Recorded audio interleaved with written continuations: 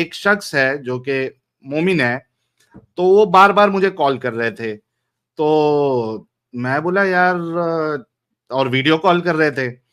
तो और मोमिन लोग इस तरीके से करते रहते हैं, परेशान करने के लिए भी, गाली गलौज करने के लिए भी। तो मैं मोस्टली तो उठाता नहीं हूँ, लेकिन मैं बोला चल यार बात कर लेते, कौन है क्या पता। तो मैंने अपना फ्रंट कैमरा जो है वो बंद रख के मैंने कॉल उठाया। तो एक प्यारे से भाई जो है, मोमिन भाई, वो कॉल पे थे और उन्होंने तकरीबन मेरे से 1 घंटा बात की। कितना? 1 घंटा बात की। तो मेरे को बड़ा इंटरेस्टिंग लगा। तो मैंने उनसे रिक्वेस्ट की कि भाई आप एक काम करिए, आप स्ट्रीम में आइए और आप जो है अपनी बात रखे।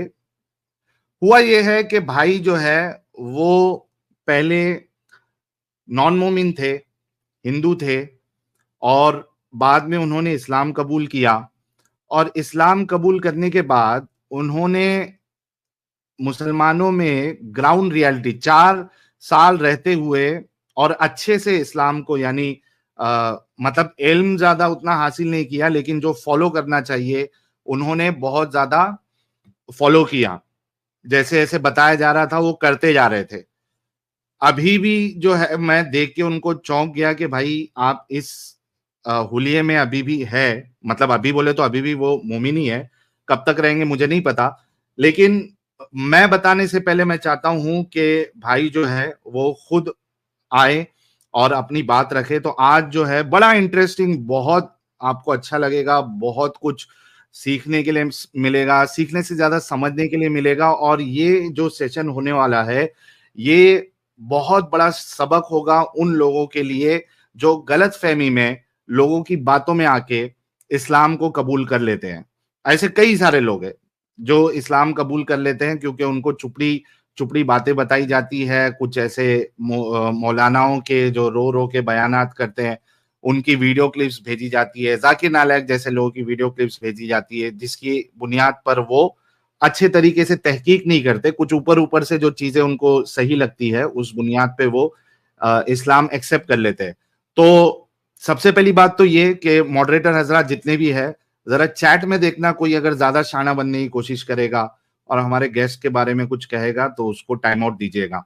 क्योंकि एक इंसान इतनी हिम्मत करके आ रहा है अपना काम धंधा छोड़कर, तो हमें उसकी रिस्पेक्ट करना चाहिए। और ये जो आके बता रहे हैं भाई, वो एक उन सारे लोगों के लिए सबक है जो इस्लाम कबूल कर लेते हैं। तो आप सभी लोगों से रिक्वेस्ट है, ये क्लिप जो है ये सारे नॉन मोमिन तक भी जानी चाहिए, मोमिन तक भी जानी चाहिए। आप लोगों की जिम्मेदारी है। ये अलाहाबादिया जैसे लोग अ, उलमा को बिठाते हैं, अहले चॉइस लोगों को बिठाते हैं, और वो किस तरीके से इस्लाम को पेश करते हैं, उनकी वीडियोस जो है वो मिलियंस में जाती है। और हमारा जो वार्तालाप वाला सेकंड पार्ट जो आया है उसमें अभी तक 20,000 व्यूज भी नहीं हुए। तो ये बड़ी अनफॉर्चुनेट बात है कि हम जो है सीरियसली नहीं ले रहे और असल इस्लाम को लोगों तक नहीं पहुंचा रहे। और वहां पे लोग जो है वो अहले चॉइस को बिठाकर, वो एक गलत इस्लाम लोगों के सामने पेश कर रहे हैं। तो बहुत मुझे दुख हुआ कि वार्तालाप स्टूडियो का जो मैंने कम्युनिटी टैब में भी डाला, फर्स्ट पार्ट में तो कुछ 70-80 हजार व्यूज हो गए, लेकिन पार्ट 2 का उस पर व्यूज नहीं आए हैं। हालांकि मैंने कम्युनिटी पोस्ट में भी डाला है, व्हाट्सएप ग्रुप में भी डाला है। तो आप लोगों की जिम्मेदारी बनती है कि जाइए और जाके वो देखिए उस पर मैंने किस तरीके से इस्लाम की हकीकत को लोगों के सामने रखा है, उसको लोगों तक पहुंचाइए। तो जितने लोग देख रहे हैं रीट्वीट करते जाए, शेयर करते जाए, बहुत आप लोगों को इंटरेस्टिंग लगेगा अभी का सेशन। और भाई हमारे लिए खास करके वो जुड़े हैं और इसी वजह से थोड़ा मैंने जल्दी स्टार्ट किया। एक्चुअली 15 मिनट लेट है हम। भाई ने मुझे 9 बोला था, मैंने उनको 9:15 बोला और बिल आखिर जो है 9:30 हो चुका है। तो आप सभी लोगों से रिक्वेस्ट है कि ज्यादा से ज्यादा शेयर करें, क्योंकि किसी से भी एक भी हिस्सा मिस नहीं होना चाहिए। तो भाई वेलकम करते हैं हमारे भाई अब्दुल भाई को स्ट्रीम में। अब्दुल भाई आपका बहुत बहुत इस्तकबाल है, स्वागत है हमारी स्ट्रीम में। शुक्रिया साहिल भाई, अस्सलाम वालेकुम। वालेकुम अस्सलाम। आवाज आ कैसे रही है? आप? जी जी आ रही है। जी आवाज आ रही है ना मेरी? जी अब्दुल भाई आपकी आवाज आ रही है। कैसे हैं आप? जी बहुत बेहतर हो। आप कैसे हैं? जी जी मैं भी ठीक हूँ। तो अब्दुल भाई जी हम आपसे जानने की कोशिश करेंगे कि भाई आप पहले क्या थे और कैसी जिंदगी जा रही थी, फिर ये अचानक आपने इस्लाम कब कबूल किया और क्यों किया, और उसके बाद फिर मैं आहिस्ते आहिस्ते आपसे सवाल जो है वो पूछता रहूंगा। पहले आप क्या थे ये बताइएगा। जी, पहले तो मैं महाराष्ट्र फैमिली से बिलोंग करता हूँ और मेरा नाम नितिन है था पहले। अच्छा, आपको ओरिजिनल अपना कुछ भी चीज जो है नहीं बताना है, ठीक है? जी, जी। आप जी, अलग नाम अपना बता सकते हैं। जी, जी। जी। हाँ। हाँ, तो मैं होटल इंडस्ट्री में जॉब करने वाला बंदा था और हम्म। मैं अच्छी-खासी लाइफ चल रही थी मेरी। मैं काफ़ी स्ट्रगल करता आया हूँ क्योंकि मेरे मॉम और डैड काफ़ी मेरे कम एज में एक्सपायर हो गए। हम्म। तो उसके बाद में फिर मैं स्ट्रगल करते-करते मैं इस लेवल तक पहुँच गया कि मैं एक रेस्टोरेंट का मैनेजर बन गया। अच्छा अच्छा, आपने क्योंकि मेरे हेडफोन अंदर लगाया है क्या अब्दुल भाई? जी नहीं, हेडफ़ोन नहीं लगाया मैंने। अब आ रही हेडफोन है नहीं आवाज़? लगाया? नहीं, नहीं, आवाज नहीं। क्लियर आ रही है, थोड़ा बैकग्राउंड में शोर शराबा, मतलब थोड़ा सा, हाँ, लेकिन तो ठीक मैं है, हम सुनेंगे सुनेंगे, चलेगा, बताइए आप। हाँ, हाँ, तो आप तो मैं एक मैनेजर बन रेस्टोरेंट गए स्ट्रगल करके, हाँ, आपके माँ बाप जो है वो कम एज में ही उनका देहांत हो गया था। जी। बट लेकिन मेरे अंदर एक पहले से एक चीज़ है साहिल भाई कि जी। मैं इंसानियत को फ़ॉलो करते आया हूँ। हम्म। तो इसी इसी की वजह से मैं जहाँ पर भी मैंने जॉब किया तो वहाँ पे लोगों ने मुझे बहुत सारी मोहब्बतें दी। कि देखते हम्म। थे कि बंदा जॉब कर रहा है लेकिन दूसरों की हेल्प के लिए अपनी जेब का पैसा डाल के लोगों को हेल्प कर रहा है। भले कोई हम्म। उसके पास कोई माँगने भी आया तो उसको खाना खिला रहा है। ये मैं अपनी बड़ाई नहीं बता रहा हूँ, एक मैं यही कह रहा हूँ क्योंकि मैंने वो दिन निकाले थे कि एक-एक जी। निवाले के लिए मैं तरसा हूँ। हम्म। तो मैं बोला कि भूख क्या होती है मैं जानता हूँ और सबसे पहले मेरे लिए आज भी ये इम्पोर्टेंट है कि इंसानियत, सबसे पहले हम्म। इंसानियत है और उसके बाद ये ज़ात धर्म जो आज चल रहा है मुझे तो इससे एकदम घिन आती है। हम्म।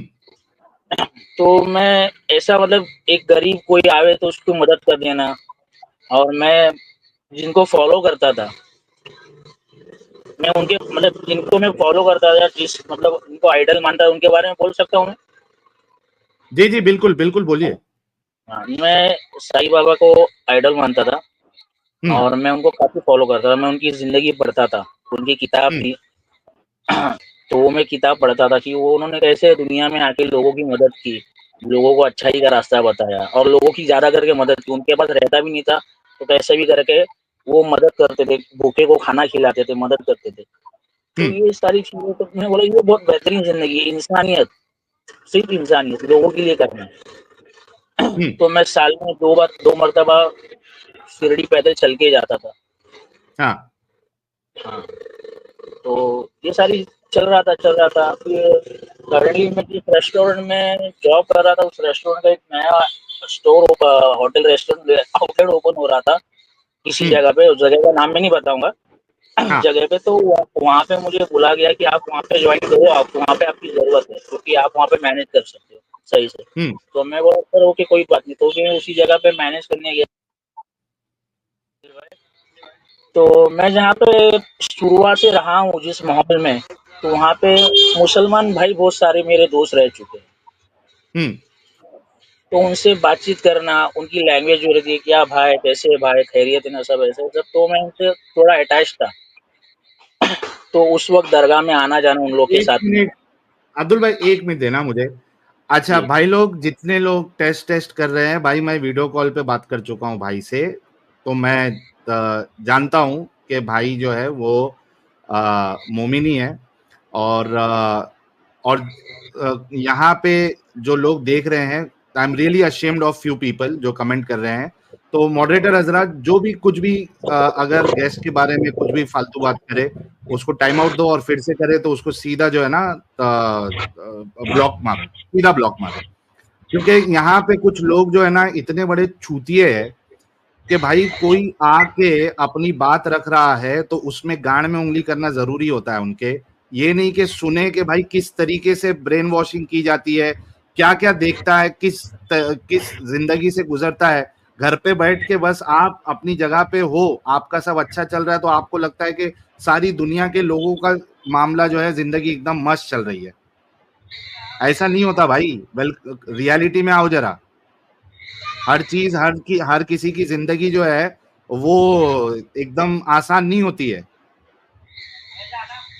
जी साहिल सॉरी भाई, यार अब्दुल भाई। हाँ फिर क्या जी हुआ? अगर कोई टेस्ट है तो मैं देने के लिए तैयार हूँ। आप कहे तो मैं अलंदू शरीफ पढ़ दूँ, जो मुझे नहीं वो सूरह आती बाद है वो में, सूरह पढ़ दूँ। बाद में मैं आपसे पूछूंगा, हालांकि जरूरत नहीं है, मैंने आपको देखा हुआ है। तो जी जी। आप बताइए फिर क्या हुआ? वो स्टोर ओपन हुआ और आपके दोस्त लोग भी हाँ, मुस्लिम तो थे? लाइफ काफ़ी अच्छी खासी चली। मैं साल में 2 मर्तबा पैदल शिरडी चल के जाता था। मतलब मैं जहाँ पे काम करता था ना, जिनके हम्म पास मैं जॉब पे था, वो खुद एक शाही भक्त थे। हम्म तो वो भी पैदल चल के जाते थे। तो उनको मैंने फॉलो किया कि बोला कि नहीं, ये उनकी भी स्ट्रेटजी वैसे ही थी कि मतलब पहले इंसानियत, लोगों को मदद करना, इंसानियत हम्म के काम आना, लोगों को हेल्प करना। तो उनका नेचर मुझे काफ़ी अच्छा लगा। तो मैंने देखा कि भाई, उन्होंने मुझे बोला कि आप इनकी ग्रंथ पढ़ो, आपको मालूम पड़ेगा कि ज़िंदगी कैसे बितानी चाहिए। तो मुझे अच्छा हम्म लगा, मैं फॉलो कर रहा था। फॉलो करते, करते, करते फिर मैं स्टोर ओपन हुआ, वो आउटलेट नया ओपन हुआ, वहाँ पे मैं मैनेजर की पोस्ट पे मेरे को रखा गया। मैं मैनेजर की पोस्ट में गया वहाँ पर। सब बेहतरीन चल रहा था। तो वहाँ पे एक जो बंदा था, वो कस्टमर था हमारा, वो हम्म जिम में फिटनेस ट्रेनर था। हाँ तो वो बंदा, मुझे आइडिया नहीं था, बट मुझे बाद में पता चला कि वो तबलीगी जमात से जुड़ा हुआ है। हाँ तो वो मुझसे एटली वो जब भी फ़ोन करता था, फ़ोन पे ही ऑर्डर करता था और पार्सल ही मँगाता था। तो एक दिन दोपहर के वक़्त वो खाना खाने खुद आया। ये करो हाँ खाना खाने आया, तो फिर उसने मुझे पूछा कि भाई नितिन भाई कहाँ पर है? हम्म तो वेटर को पूछा, तो बोलते सर जो सामने चेयर पर बैठे वही सर है। हम्म तो उन्होंने बोला कि उनको बोलो कि मैं आया हूँ, मेरे को उनसे मिलना है। तो ओके वो आए, उन्होंने मैसेज दिया, वो बंदा आके, जो हमारा वेटर था, तो वो आके मुझे बोला कि सर आपसे वो मिलना चाहते हैं, 3 नंबर टेबल जो कस्टमर बैठा हुआ है। तो मैं गया, मतलब सर क्या हुआ, कोई प्रॉब्लम? बोला नहीं, आप बैठो ना यहाँ पे। तो फिर उसने अपना नाम बताया, बोला मैं आपसे फ़ोन पे ऑर्डर करता हूँ। उसके फ़ोन पे और उसकी मेरी दोस्ती अच्छी खासी हो गई थी। हम्म तो मुझे बोला कि, बोलते फिर माशाल्लाह आप बात तो बहुत अच्छी करते हो, ऐसा लगता कि आपकी मुझसे बात ऐसा लगती है आप मुसलमान ही हो। बोला नहीं, मैं मुसलमान नहीं हूँ, हाँ मेरी फ्रेंड सर्कल सारे मुसलमान हैं और मेरे हम्म दिल में मुसलमानों के बारे में कुछ नहीं है। मेरे सारे फ्रेंड आधे से ज़्यादा मुसलमान थे। हम्म तो तो फिर आपको दिल में मुसलमानों के बारे में मोहब्बत है, इस्लाम के बारे में क्या? मैं बोला इतना कुछ खास जानता नहीं, लेकिन अच्छे लोग हैं भाई, मेरे इर्द गिर्द भी सारे मुसलमान ही हैं, तो हम्म कोई मसला नहीं है ऐसा, ठीक है, चल रहा है बस। तो उसने मुझे किसी शख्स के बारे में बताया, हाँ जो यहाँ के स्कॉलर नहीं है, बाहर के पाकिस्तान के स्कॉलर है। हम्म क्या तो नाम है उनका? उनका नाम है मौलाना तारिक जमील। अच्छा, तारिक जमील साहब के बारे में बताया, ओके। जी, मौलाना तारिक जमील साहब के बारे में बताया। तो मैं बोला कि आप ज़रा इनके बारे, बोला आप प्रवचन सुनते हैं, आपके मतलब भगवानों का ऐसा था? मैं बोला हाँ, मैं जाते रहता हूँ यहाँ, वो सुनते रहता हूँ। बोला ये हमारे इस्लामिक प्रवचन करते हैं, इनके बारे में सोचो कि आपको मालूम पड़ेगा।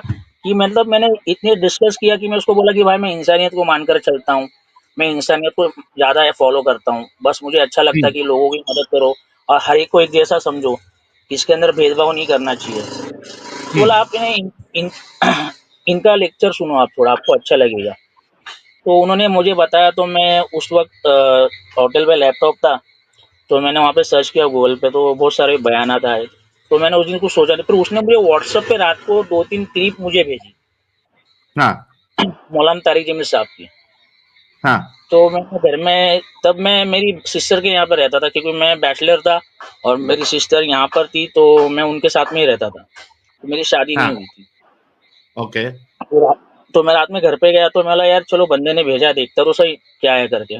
तो वो शिर्क क्या होता है और किस तरह से, मतलब सिर्फ तुम कितने भी, मतलब जो गैर ईमान वाले हैं, जो नॉन मुस्लिम हैं, वो कितना भी अच्छा काम करेंगे, तो वो, उनको आखिरत में तो कुछ नहीं मिलने वाला, वो जहन्नम में ही जाने वाले।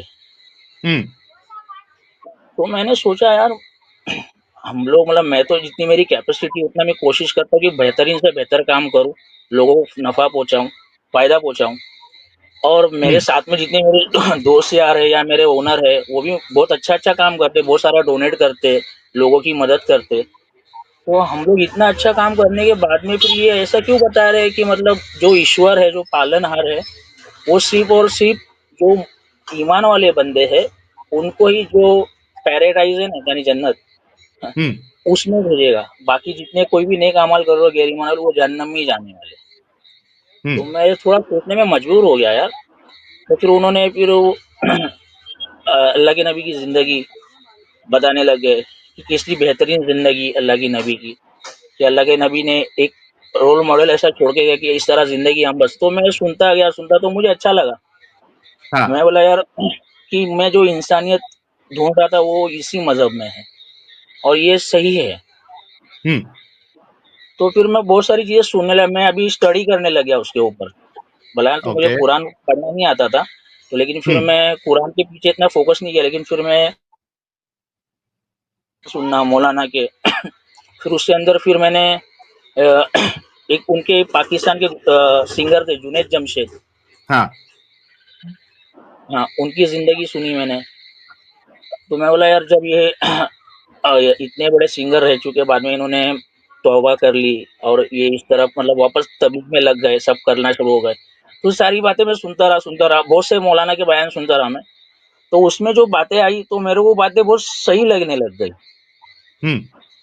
तो फिर मुझे थोड़ा अनकंफर्टेबल लगने लगा कि बोला नहीं यार मैं ये तो गलत ट्रैक पे चल रहा हूँ, ये जो सब मैं कर रहा हूँ मूर्ति पूजा ये सब जो कर रहा हूँ ये तो गलत कर रहा हूँ मैं।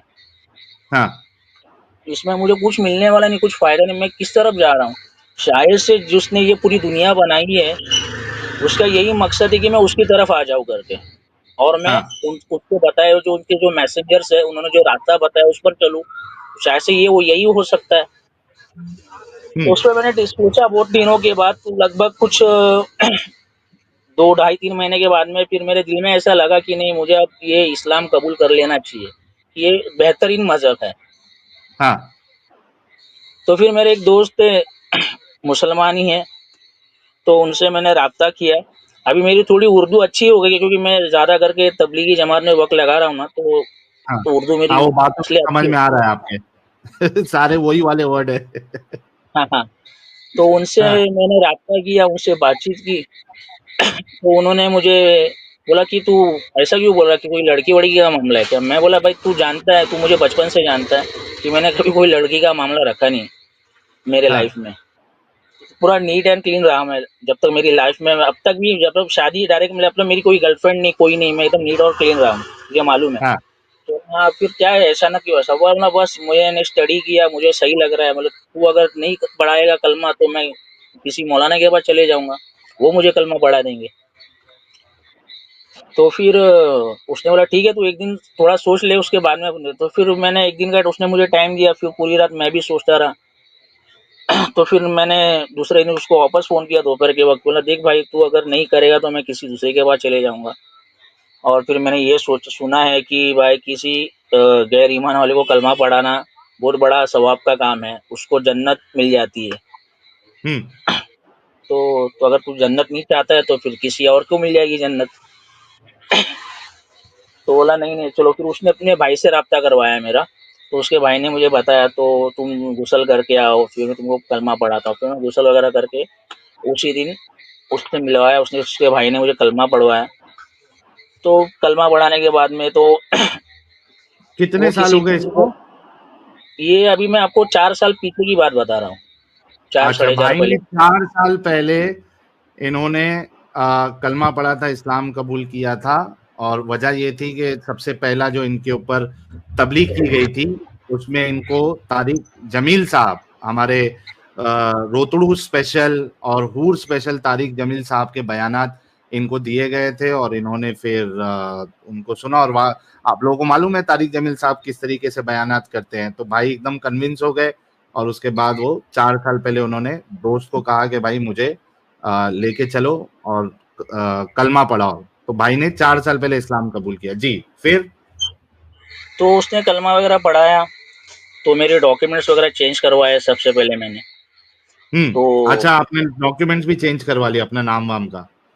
हाँ, बट लेकिन मेरा जो पहले का सरनेम है, जो मेरा पहले का सरनेम वो वही है, बाकी मेरा फर्स्ट नेम मेरा चेंज हो गया है।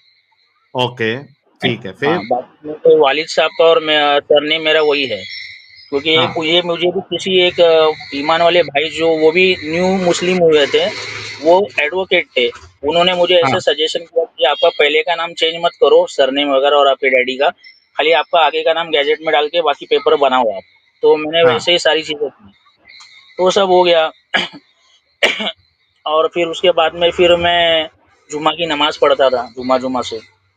तो फिर मुझे मस्जिदों में एक सुन्नी दावती इस्लामी की मस्जिद थी, सुन्नी भाइयों की, तो वहाँ पे मैं अक्सर जुड़ता था जाके। वहाँ के मौलाना अच्छा मुझे बहुत प्यार से प्यार भरी बातें करते थे, बोलते कि आपने अच्छा बहुत अच्छा, बड़ा एक मिनट काम देना किया। अब्दुल भाई, एक मिनट देना सिर्फ। अच्छा भाई लोग, ज्यादा से ज्यादा शेयर करते रहो, जितने लोग एक्स पे मौजूद है जरा रीट्वीट भी करते रहो, और जो लोग अनसेंसर्ड चैनल और मेन चैनल पे देख रहे हैं, थोड़ा जोर लगाते रहो, जोर लगाते रहो, क्योंकि अभी बहुत इंटरेस्टिंग बात आने वाली है। बड़ी जबरदस्त बात आएगी आपको कि भाई फिर मुसलमान बनने के बाद होता क्या है, और ये जितनी चीजें बताई जाती है कि इसमें कोई भेदभाव नहीं है, सब एक है, ऐसा है वैसा है, जो चूरन चपाटा दिया जाता है, तो भाई के साथ क्या क्या मामला हुआ अब आप लोगों के सामने आने वाला है। बड़ा मजा आएगा आपको, बड़ा इंटरेस्टिंग लगेगा। जी भाई, तो वो जो दावत इस्लामी वाली मस्जिद में आप जाके जुमा जुमा पढ़ रहे थे।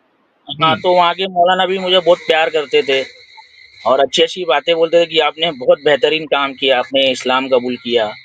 हम्म। हमको जो मिलेगा उससे डबल आपको मिलेगा, ऐसा। तो हाँ मैं बोला यार बहुत अच्छी बात है, अल्लाह आपको भी दे, जैसा आप मेरे लिए दुआ कर रहे हैं मैं आपके लिए भी करूँगा। तो सारी बात ये मैं कंटिन्यू 2 ढाई 3 महीना हो गया था ये सारी बातों को, और चल हाँ। रहा था। मैं फिर मुझे नमाज़ तो मैं बस जुम्मा की ही पढ़ रहा था। क्योंकि मुझे तो यही दिखाई देता कि जो मुसलमान है सिर्फ़ जुम्मा की ही नमाज़ पढ़ता है। हम्म। बाकी तो जो 5 वक़्त की नमाज़ें हैं वो उसके बारे में मुझे इतना आइडिया नहीं था, मतलब मालूम था कि कोई-कोई लोग नमाज़ पढ़ते हैं, रोज़ाना मस्जिद में जाते हैं, सुबह-शाम। हम्म। लेकिन जुम्मा की नमाज़ एकदम स्पेशल नमाज़ है, मुझे ऐसा लगता था। तो मुझे हाँ फिर उसी मस्जिद में एक एक भाई मिले, बोले कि भाई आपके बारे में मालूम पड़ा, तो फिर बोला कि नमाज़ वग़ैरह कैसे चल रही है नमाज़? बोला हाँ, अल्हम्दुलिल्लाह जुम्मा की नमाज़ पढ़ता हूँ मैं। बोले यार जुम्मा की नमाज़ पढ़ते हो बस? बोला हाँ, तो बोला हम पे 5 वक़्त की नमाज़ फ़र्ज़ है। तो मैं बोला अच्छा हाँ 5 वक़्त की नमाज़ तो नहीं पढ़ता लेकिन मैं जुम्मा की नमाज़ पढ़ता हूँ। तो बोले कि फिर कैसा होगा, ऐसा कैसा फिर हमारे जो अल्लाह ने जो हमारे लिए नेमतें रखी है, ये दुनिया है एक मुसाफिर खाना है। यहाँ हम अ, वो आखिरत की ज़मीन जो है उसको हरा-भरा करने के लिए आए हुए हैं, ना ही कि हम ये हाँ दुनिया के पीछे लगने के लिए आए। तो नमाज़ पढ़ना तो हमारे फ़र्ज़ है, नमाज़ हाँ पढ़ना ज़रूरी है हमारे लिए। तो फिर उस दिन रात में फिर मुझे नींद नहीं आई यार, मैं बोला यार मैं क्या कर रहा हूँ, मैं जिसको फ़ॉलो कर रहा हूँ आप सल्लल्लाहु अलैहि वसल्लम ने जो बातें बताई है और मैं उनके खिलाफ जा रहा हूँ कि उन्होंने बताया अल्लाह के नबी की आंखों की ठंडक है नमाज, हाँ तो बोला मैं उनकी आंखों को ठंडक नहीं पहुंचा पा रहा हूँ, ये कैसा हो रहा है यार, ये गलत है। तो फिर मैंने फजर की नमाज शुरू कर दी, फिर जोहर भी पढ़ने लग गया मैं। अब वो जब मैं रेस्टोरेंट में जॉब भी कर रहा हूँ तो वहाँ पे मैं रोजाना पूजा करता था। अब हाँ मेरे दिल में ये है कि भाई ये शिर्क कर रहा है, मैं शिर्क नहीं कर सकता। तो मैं बहाना हाँ कर देता कि मैं बोला भाई शिर्क कर रहा हूँ, मैं पूजा कैसे करूँ। हाँ होटल में रोजाना मैं पूजा करता था, तो शिर्क कैसा मैं करूँ? तो फिर मैं बहाना करता था। फिर मैं किसी स्टाफ बॉय को किसी को बोलता कि भाई तू आज कर दे, मेरा थोड़ा प्रॉब्लम है, मैं नहीं कर सकता हूँ। तो हम्म। ऐसा-ऐसा होता रहा, तो उधर भी चल रहा है, इधर भी चल रहा है, मतलब चलता रहा, चलता रहा, चलता रहा। तो उसी बीच वो दावत-ए-इस्लामिया की मस्जिद में मुझे एक तबलीग वाले भाई मिल गए। हाँ। अच्छा, तबलीग वाला मिल गया आपको उधर। हाँ, तो वो ज़ोहर की नमाज़ में मुझे मिले, तो मैं वज़ू कर रहा था, वज़ू खाने में बैठ के। तो उन्होंने हाँ मुझे पूछा कैसे हो आप? सलाम वगैरह किया, बोला वालेकुम सलाम, खैरियत? बोला अल्हम्दुलिल्लाह। बोला कि यहाँ कैसे? मैं बोला मैं यहीं रहता हूँ। बोला कभी आपको हाँ देखा नहीं इस मस्जिद में? तो बोला कि मैंने भी आपको कभी नहीं, मैं भी पहली बार देख रहा हूँ। बोला मतलब आप यहाँ के नहीं हो क्या? मैं बोला नहीं मैं यहाँ का नहीं हूँ, मैं काम के सिलसिले में यहाँ पर आया था, मैं यहाँ पे जॉब करता हूँ, तो मैं अपनी बहन के यहाँ पे रहता हूँ। हम्म। अच्छा, तो उन्होंने मुझे ठीक है अपन ज़ोहर पढ़ के मिल के बात करेंगे। हाँ। मिजाज आपको पता है कैसे रहता है कि मतलब खैर खबर लेना, बातचीत करना थोड़ा। हम्म। हाँ, अच्छा, इसमें क्योंकि एक पॉइंट बीच बीच में ना अब्दुल भाई, मैं भी अपना टिप्पणी देते जाऊंगा, ताकि हाँ, हाँ। लोगों को थोड़ा जो आप बता रहे हैं ना उसका एक इम्पैक्ट भी पड़ता जाए। अच्छा भाई हुँ, लोग हुँ। देखो कि ये बात मैंने हमेशा से कही है कि मोमिन जो है वो हर जगह तबलीग करता है। ये बात मैंने आप लोगों को हमेशा कही है, चाहे वो प्लेन में हो, ट्रेन में हो, ऑफिस में हो, स्कूल में हो, कॉलेज में हो, बार में हो, रेस्टोरेंट में हो, तो हर जगह पे जहां उसको मौका मिलेगा तबलीग करता है। देखो पहली तबलीग इनके ऊपर कहां से हुई, एक कस्टमर ने तबलीग किया। सोचो आप लोग, इस बात पे गौर करना। फिर तुम्हारे घर वाले कैसे सेफ रहेंगे अगर तुमने उनको इस एक्टिविज्म के बारे में, इस्लाम की असल हकीकत अगर आपने नहीं बताई, तो सोचो कि कितना ज्यादा आपके घर वाले जो है वो आ, इस रिस्क में पड़े हैं कि कोई मोमिन आएगा, कोई मुसल्टा आएगा और वो उसको दावत देगा, क्योंकि कहीं ना कहीं तो आपका इनकाउंटर होगा ही होगा उनके साथ। हो सकता है कि आपने ओला बुक की, आपको ओला में मोमिन मिल गया, वो वहां दावत शुरू कर देगा। कहीं ना कहीं तो होगा भाई। कॉलेज में हो सकता है, ऑफिस में हो सकता है। अब आप सोचो कि इधर कस्टमर आके दावत दिया, पहले कस्टमर उनको दावत दे रहा है इस्लाम की। 2-3 बार खाली भाई ने क्या उनका ऑर्डर भेज दिया, वो तो इसको मुसलमान बनाने में और कामयाब भी हो गया वो। अच्छा, एक चीज तो ये। दूसरी चीज अभी देखो कि एक तो इस्लाम में लाना है, इस्लाम में लाने के बाद भी ये चुप नहीं बैठते। अब फिर खेल, नंगा नाच इस बात पे शुरू होता है कि इस्लाम कबूल करने के बाद उस वो कौन से फिरके में गया है। वो बरेलवी फिरके में तो नहीं गया है, वो तबलीगी फिरके में तो नहीं गया है, वो अहले हदीस फिरके में तो नहीं गया है। अब वहां से अलग एक दावत से इस्लाम में लेके आए, अगली दावत उनकी रहेगी अपने फिरके में लाने की। अब देखो भाई जो बता रहे कि एक तबलीगी मिला, बरेलवी मस्जिद में भाई नमाज पढ़ने जा रहे हैं, वहां पे एक तबलीगी वजू करते मिला, और अब वो उनसे क्या कह रहा है भाई आगे बताएंगे। जी भाई। तो मैंने ज़ोहर की नमाज़ पढ़ ली, अदा की, उसके बाद में सुन्नतें पढ़ी, सब पढ़, तो वो मेरा इंतज़ार गेट के बाहर ही कर रहे थे। हाँ तो मस्जिद के अंदर के ही जगह पे उन्होंने मुझसे मुसाफ़ा किया। अब जब उन्होंने मुझसे मुसाफ़ा किया, तो उस मस्जिद के जो इमाम साहब थे, जो मुझसे बहुत मोहब्बत करते थे, तो उन्होंने मुझे हाँ उनके साथ देखा, तो उन्होंने मुझे गुस्से से देखा। तो मैं बोला ये क्या बात हो गई? तो मैंने कुछ बोला नहीं। तो उन्होंने बोला चलो आओ भाई थोड़ा बाहर चलते, तो मुझे बाहर लेके गए, और बाहर लेके जाके फिर मुझे एक जूस की दुकान में बिठाया, जूस वगैरह हाँ पिलाया, और मुझे पूछा कि कैसे यहाँ पर किस तरह आए क्या है? तो फिर उनको देखा, तो वो जिस तरह वो जो मौलाना तारिक जमील साहब ने अल्लाह की नबी की ज़िंदगी यानी उनकी सुन्नतों के बारे में बताया था, तो मुझे हाँ लगा कि नहीं यार, शायद से मेरा दिल उस वक़्त ये कह रहा था कि ये बंदा सही है, तो इसको मैं कुछ अपनी हाँ लाइफ़ रिसर्च करूँ, शायद ये मुझे कुछ और बेहतर बताएगा। क्योंकि मैं जब हाँ से इस्लाम कबूल कर 2-3 महीना हुआ था, तो मुझे मौलाना सिर्फ़ सलाम दुआ, ना मुझे कभी कुरान पढ़ना यानी कायदा सिखाना, ऐसा कुछ नहीं, बस अब तू बन गया है ना, अब तेरा बेड़ा पार हो गया है। हाँ हाँ, वो तो बरेलवियों में खाली आशिक रसूल है, बस उतना काफी है। हाँ, बस सलाम पढ़ो और ये सारी चीज़ें हैं। तो ये भाई मुझे अल्लाह के नबी की ज़िंदगी बताने लग गए, सारी चीज़ें। तो इनसे मेरी थोड़ी दोस्ती यारी हो गई, तो अक्सर हम लोग ज़ोहर की नमाज़ में, कभी असर की नमाज़ में मिलते थे।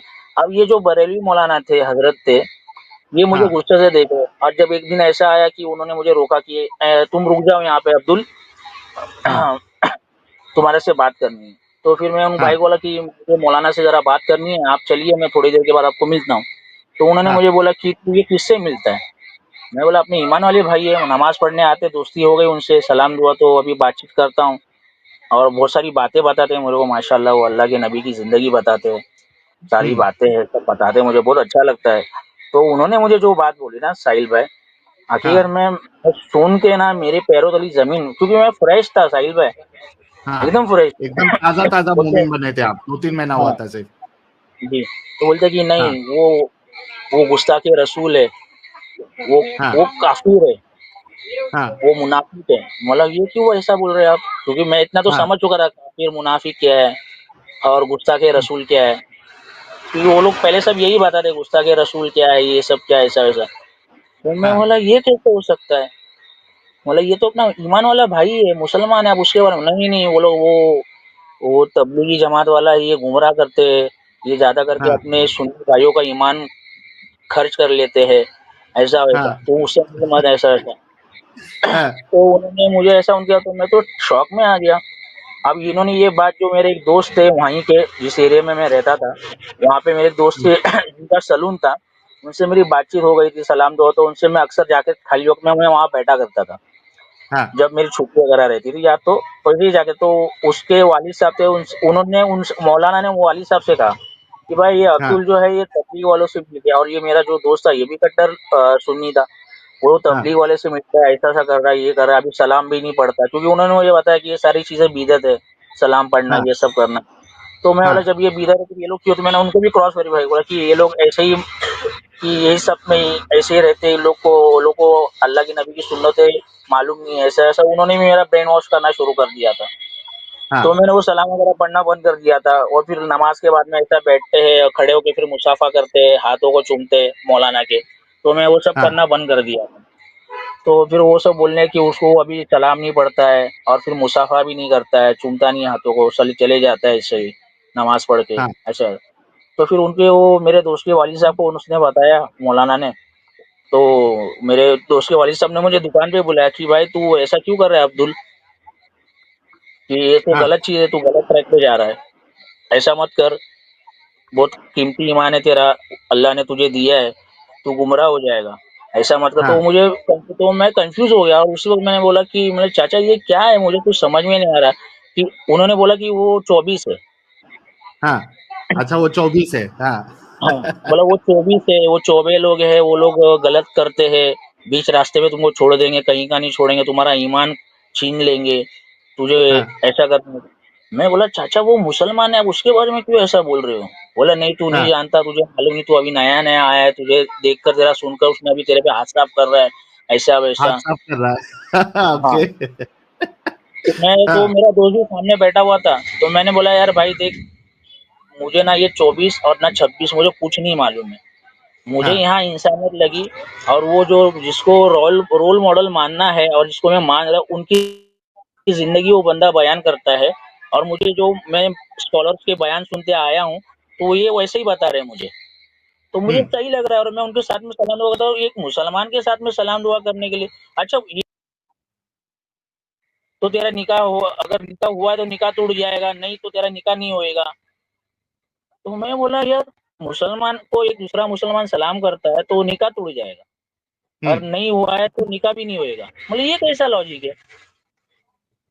तो फिर वो मैं थोड़ा, मैं देख भाई मुझे मालूम नहीं है कुछ, तो अगर मैं एक जिंदगी पीछे की छोड़ गया, कि मुझे ऐसा लगा कि ये बेहतरीन मजहब है, अगर इसमें भी ऐसा ही हाँ होता तो फिर मैं जाऊँ कहाँ। फिर वो मेरा दोस्त मतलब समझ गया। पहला झटका जो आपको लगा था वो इस बात पे ही लगा था कि भाई ये एक दूसरे को, वो बरेलवी जो है वो चौबा को बोल रहा है, यानी जो अभी एक ने सवाल किया 24 क्या होता है, भाई ये जो देवबंदी फिरका होता है, तो तबलीगी हम्म, फिरका होता है इस्लाम में, उनको लड्डू लोग जो है यानी बरेलवी लोग 24 नंबर बोलते हैं या चौबा बोलते हम्म, हैं चढ़ाने के लिए, वहाबड़ा बोलते हैं।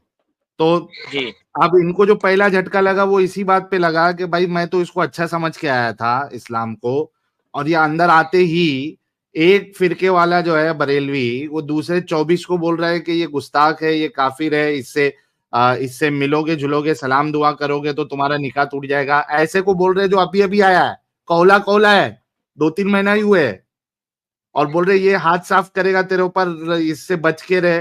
तो भाई को सबसे पहला झटका इसी बात पे लगा। अच्छा ये सिर्फ झटका ही लगा था, मतलब इनका ईमान फिर भी कमजोर नहीं हुआ था, ये सिर्फ एक झटका लगा कि भाई ये क्या मामला है, इधर इनके नजदीक वो काफिर, उनके नजदीक ये कबर पूजक। जी भाई फिर क्या हुआ। फिर वो मेरे दोस्त ने बोला कि भाई आपको जो सही लग रहा है आप वही करो, आप ऐसा टेंशन मत लो। तो फिर मैं हम्म उनके साथ में क्लोजिंग हो गया, तो वो मुझे अपने घर में दावत के लिए बुलाते थे, खाना वाना खाने के लिए, तो मैं जाता था खाना वाना, तो मुझे थोड़ा मतलब अच्छा लगा कि भाई जैसे मतलब एक इंसानियत है इस बंदे के अंदर, अच्छा है, चलो मतलब ये सोच समझ रहा है मैं किस माहौल से आया हूँ, अभी मैं जुड़ा हूँ नया नया, तो कैसा है उसको मुझे लेके चल रहा है, तो एक बोलते हैं हम्म ना गाइड करने वाला, तो वैसा। तो उसके फैमिली मेंबर भी मुझे अच्छे से ट्रीट करने लग गए, अपने घर का मेंबर जैसा ऐसा समझने लग गए। तो हम्म चल रहा है, तो अभी यहाँ पे मैं जहाँ पे रह रहा हूँ मेरी बहन के पास, उसको पता नहीं है कि मैं हाँ इस्लाम में आ चुका हूँ, मैंने उससे छुपा कर रखा है। अब अच्छा मुझे मतलब ये भी आपकी टेंशन, बहन को नहीं मालूम है कि आप मुसलमान हो चुके हैं। ओके। नहीं नहीं नहीं मालूम है। तो अब मैं इस टेंशन में भी हूँ कि मेरी बहन को पता चलेगा तो क्या रिएक्ट होगा, कि मैं एक ही हम्म भाई हूँ उसका, वो मेरी बड़ी बहन है। और हमारे घर में गणपति का बैठाना, गणपति 5 दिन का गणपति जो मेरे वालिद साहब और मेरी मम्मी जो बोलते हैं कि तू जब नहीं हो रहा था तो हमने गणपति को मन्नत मांगे थे, उससे तू हुआ है, तो उस मन्नत का गणपति हम घर में बिठाते। तो हाँ ऐसा बंदा है, अगर मैंने सारी मतलब वो सब मेरे दिमाग में आने लग गया तो कैसे होगा। तो फिर मैंने वो तबलीग वाले जो भाई थे उनसे डिस्कस किया, ऐसा ऐसा है। तो हाँ बोला कि आप बिल्कुल टेंशन मत लो, बस आप जमे रहो, जमने में कामयाबी है, जम जाओगे, सब रास्ते अल्लाह खोलेगा, सारी चीजें हो जाएगी, सब हो जाएगा। हम्म तो मैंने ठीक है भाई। तो फिर उन्होंने मेरी 3 दिन की तशकील की है। अब हाँ यहाँ पर ऐसा हुआ है कि जब ये तबलीग वाले भाई से लगा हूँ, साथ में जुड़ा हूँ, तो जो जो मौलाना प्यार करते थे, अपने साथ में बिठा के खाना खिलाते थे, हाँ और मैं नहीं जाऊँ मस्जिद में तो मेरे को फोन, कहाँ है बेटा, तू कहाँ है, तू आया नहीं, मुझे अच्छा नहीं लग रहा है। ये कहने वाला इंसान मैं सलाम कर रहा हूँ, मेरे सलाम का जवाब नहीं दे रहा है, मुझे गुस्से से देख रहा है। हाँ, तो क्योंकि मैं आप और जो है टेंशन पार्टी में, चेंज कर लिए थे, हाँ, दूसरे तो मैं फिरके और में चले टेंशन गए में थे। आया। तो फिर मैंने मौलाना से पूछा कि मौलाना ऐसा क्यों, आप ऐसा क्यों कर रहे हो, मैं तो हम्म आपकी बहुत इज्जत करता हूँ, रिस्पेक्ट करता हूँ। ठीक है, आपने मुझे कुछ बताया नहीं, वो अलग बात है, तो लेकिन जिन्होंने बताया तो वो तो कुछ गलत नहीं बता। नहीं नहीं, तू अभी हमसे बात मत कर, तुम उन लोग के साथ शामिल हो चुका है जो अल्लाह के नबी की गुस्ताखी करते हैं। तो मैं बोला ठीक है। तो उस दिन से मौलाना ने भी मुझसे बातचीत करना छोड़ दिया, और जो साथी जो मस्जिद में मेरे से गले मिलते थे, जो मेरे को बहुत अच्छे से बोलते थे, वो लोग भी मेरे से सलाम दुआ करना छोड़ दिए। तो फिर हम्म ये भाई बोला कि देखो अभी ये ऐसा मसला है, अभी तुमने सिर्फ अल्लाह की नबी की जिंदगी में चलना शुरू किया, तो अभी तुमको गुस्ताखे रसूल बोलना शुरू कर दिए, तुमसे सलाम दुआ भी नहीं कर रहे। तो उस चीज को मैंने इग्नोर किया, मैं चलते रहा। तो उन्होंने मेरी 3 दिन की तशकील की है, और मैं 3 दिन के लिए घर पे झूठ बोल के कि मैं शिरडी आ रहा हूँ, कि मेरी बहन को मालूम था कि मैं साईं बाबा का बहुत बड़ा भक्त हूँ, तो उसको मालूम है कि कभी भी जाता है, इसके दिल करेगा ये चले जाता है। तो मैं शिरडी जा रहा हूँ बोल के मैं 3 दिन की जमात में गया। ओ हो, शिरडी जा रहा हूँ जी बोल के 3 दिन की जमात में आप निकल लिए। जी। तो फिर वो जमात में गया तो वहाँ पे भी माशाल्लाह मेरा बहुत इस्तकबाल हुआ, जब लोगों को मालूम पड़ा कि भाई ऐसा सा भाई, अभी मतलब एक रहता ना कि भाई आया है तो उसको एकदम वीआईपी ट्रीटमेंट, मतलब खाना पीना ऐसा वैसा एकदम। तबलीगी जमात में तो अगर मैं बोलता हूँ, अगर कोई दुबला पतला है 40-50 किलो का, वो चले जाए 4 महीने में, वो कम से कम एक सौ हाँ बीस किलो का बन के आ जाएगा। हम्म हाँ। तो मेरे को 3 दिन में माशाल्लाह उन्होंने बहुत अच्छी से अच्छी बातें बताई दीन इस्लाम के बारे में, अल्लाह के नबी की ज़िंदगी के बारे में। फिर मुझे एक किताब दी है तालीमुल इस्लाम हिंदी में, कि ये हाँ पढ़िए आप, ये आपके फ़ायदे में रहेगी। मतलब आपको वज़ू के फ़राइज़, गुस्ल के फ़राइज़, और गुस्ल कब फ़र्ज़ होता है, और उसके बाद यानी फिर कि नमाज़ के अंदर के फ़राइज़, बाहर के फ़राइज़, ये सारी बातें आपको पता चलेगी।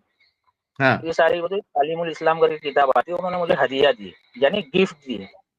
हम्म तो मैंने लिया तो वो, अच्छा इसी चक्कर में मेरे रेस्टोरेंट का जॉब मुझसे छूट चुका था साहिल भाई, क्योंकि जब मेरे रेस्टोरेंट के ओनर को पता चला तो हाँ उन्होंने मुझे बहुत सारी बातें सुनाना चालू की है कि तू हाँ मुसलमान क्यों बन गया, तू बोलता तो मैं तुझे क्रिश्चियन बना देता, तुझे पैसे मिल जाते।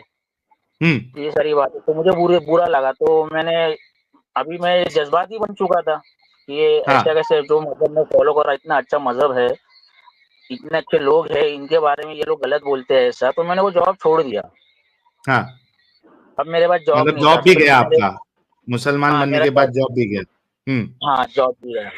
फिर ये लोग मुझे बोलते कि आप टेंशन मत लो, इंशाल्लाह आपको बहुत बेहतर रिस्क मिलेगा, अल्लाह देंगे आपको। तो फिर मुझे एक ट्रैवल एजेंसी कंपनी में जॉब मिला। हाँ तो जो वहाँ पे जॉब मिला वो भी मुसलमान भाई थे, तबलीग वाले थे, तो उन्होंने भी मेरे बारे में, जो उनको पता है, जिन्होंने लगाया था वहाँ पे, तो उन्होंने मेरे बारे में सब बताया उनको। बोले कि तू एक हाँ काम कर, तुझे मैं 4 महीना भेजता हूँ, तू पहले 4 महीने लगा कर आ, तू बराबर से हम्म दीन सीख कर आ सही से। तो मैंने हाँ बोला सर देखो मैं लॉजिक वाला बंदा हूँ, मुझे जो भी करूँगा मैं अपने पैसे से करना चाहता हूँ। मैं अभी हाँ फर्स्ट सबसे पहले मेरा एम है कि मुझे काम चाहिए, मैं काम करूँगा, हाँ मुझे जाना है जमात में, लेकिन मैं अपने पैसे से जाऊँगा और थोड़े वक़्त के बाद जाऊँगा, लेकिन अभी नहीं जाऊँगा। तो बोले ठीक है हम्म कोई बात नहीं चलेगा। तो ये काम पे लग के मेरे 2-4 महीने हो चुके थे काम, तो हाँ वो तालीमुल इस्लाम में ट्रेन में आते-जाते मैं पढ़ता था। हाँ तो एक बाय मिस्टेकली सैटरडे का दिन था, तो मुझे ऑफ़िस जाना नहीं था, लेकिन फिर मुझे कॉल आया कि तुमको आना पड़ेगा, एक जो स्टाफ है उन्होंने छुट्टी किया है अर्जेंटली, तो हाँ वहाँ पे जगह खाली है, तुमको आना पड़ेगा। तो फिर मैं चला चलो ठीक है कोई बात नहीं, मेरी लीव थी मैंने कैंसिल की, मैं चले गया। और जाने के बाद वो मैं घाई में मेरा वो बैग मैं घर पे ही भूला, उसमें जो तालीम हाँ इस्लाम वगैरह रखा हुआ था। हाँ तो मैं वापस आया तो फिर मेरी बहन बोली थी कि ये तेरे बैग में मिला, ये क्या है?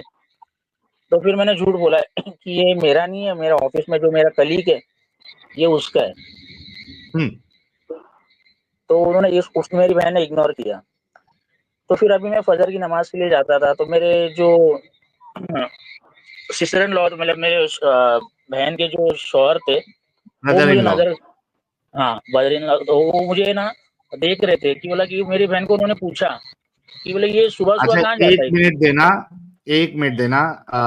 अच्छा, जिसको अभी का मिस हो गया कि बैग में क्या मिला, भाई को जो किताब गिफ्ट की गई थी पढ़ने के लिए, दुआएं याद करने के लिए, तालीमुल इस्लाम नाम की, तो भाई जो है वो एक दिन वो ऑफिस में रोज लेके जाते और ट्रेन में उसको पढ़ते इस्लाम को सीखने के लिए, मतलब उसमें दुआएं जो है वो सब सीखने के लिए।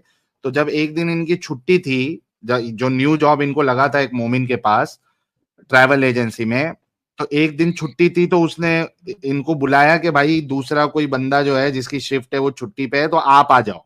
तो ये भाई घाई हड़बड़ी में जो है वो किताब वो बैग में जो रखी हुई थी वो घर पे ही भूल गए और ये ऑफिस के लिए निकल लिए। तो चूंकि इनकी बहन के घर पे ये रहते थे और वो नॉन मोमिन थी, तो उन्होंने यानी इनकी बहन ने वो किताब देख ली, वो तालीमुल इस्लाम। तो उनको शक हुआ भाई ये इनके बैग में क्या कर रही है। तो जब घर पे रिटर्न गए तो इनकी बहन ने पूछा तो इन्होंने बहाना बना दिया कि भाई वो मेरी किताब नहीं है, ऑफिस के स्टाफ का कोई मोमिन है उसकी किताब है।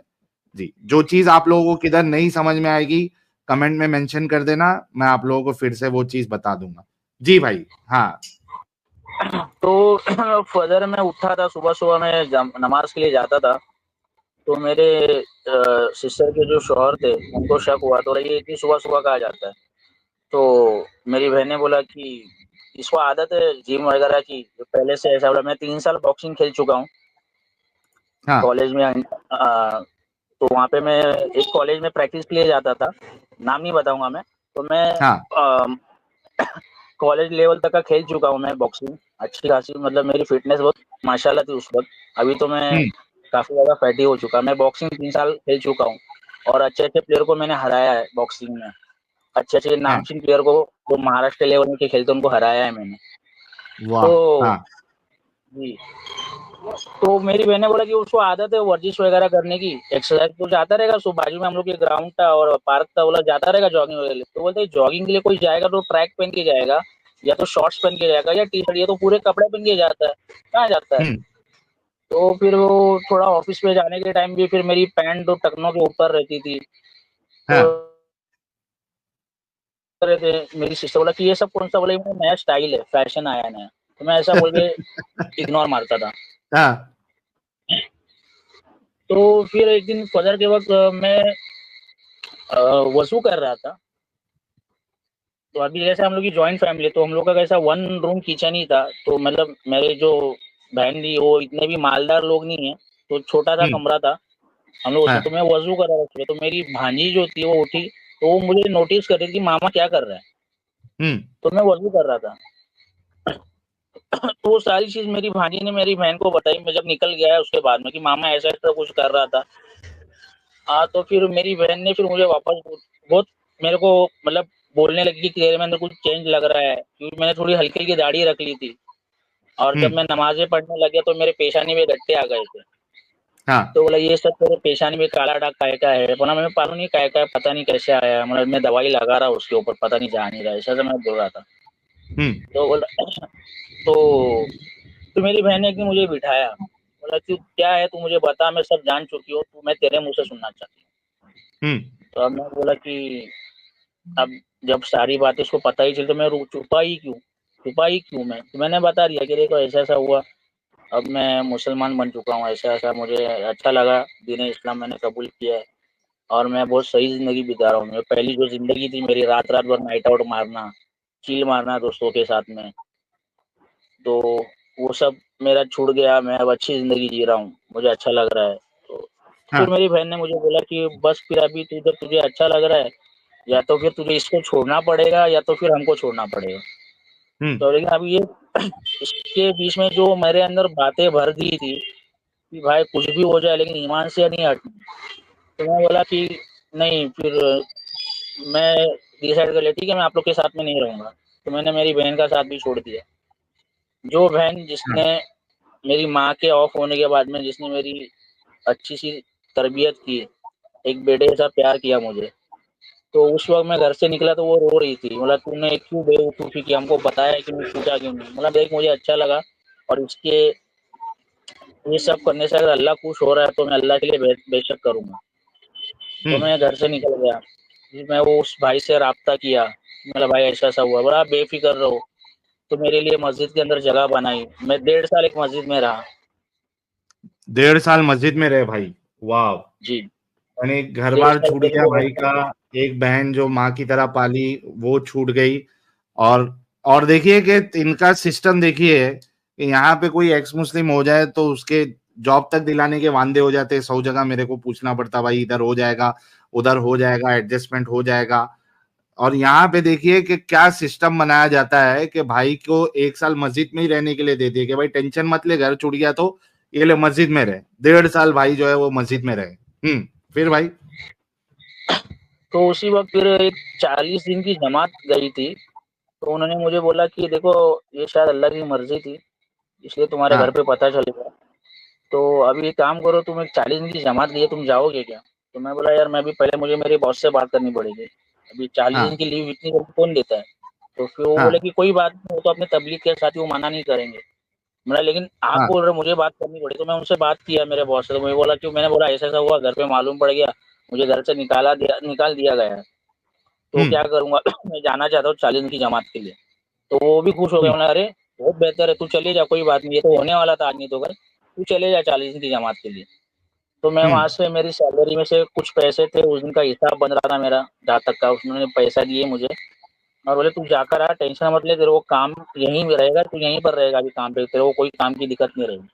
अरे हुँ, 40 दिन की जमात में गया, अब वहाँ पर गया तो हर जगह मेरे बारे में बताया जा रहा है, हर मस्जिद में कि देखो ये ऐसा-ऐसा शख्स था, इसने इस्लाम लाया, ऐसा हम माँ पेट के मुसलमान, हम क्या कर रहे हैं, हम इस्लाम में रह के इस्लाम को फॉलो नहीं कर रहे। उसमें मैं नोट डाउन कर रहा था कि जो दोपहर की तालीम होती थी, उसमें बाहर से जो लोग पकड़ के लाते थे, तो तालीम आवाज़ आ रही है आपको? हाँ, हाँ, आ रही है। जी, बाहर से जो लोग तालीम के पकड़ हल के लाते थे। हाँ, तालीम के हल्के लगता था, किताबी तालीम होती थी। उसमें जब थोड़ा वक़्त लेके वो बाहर के लोगों को जो लाते थे, उनसे मतलब ऐसे ही सलाम दुआ करके भाई एक ईमान का मुज़ाकरा होता है, ईमान के हाँ, ऊपर, तो भाई कलमा सुना दीजिए।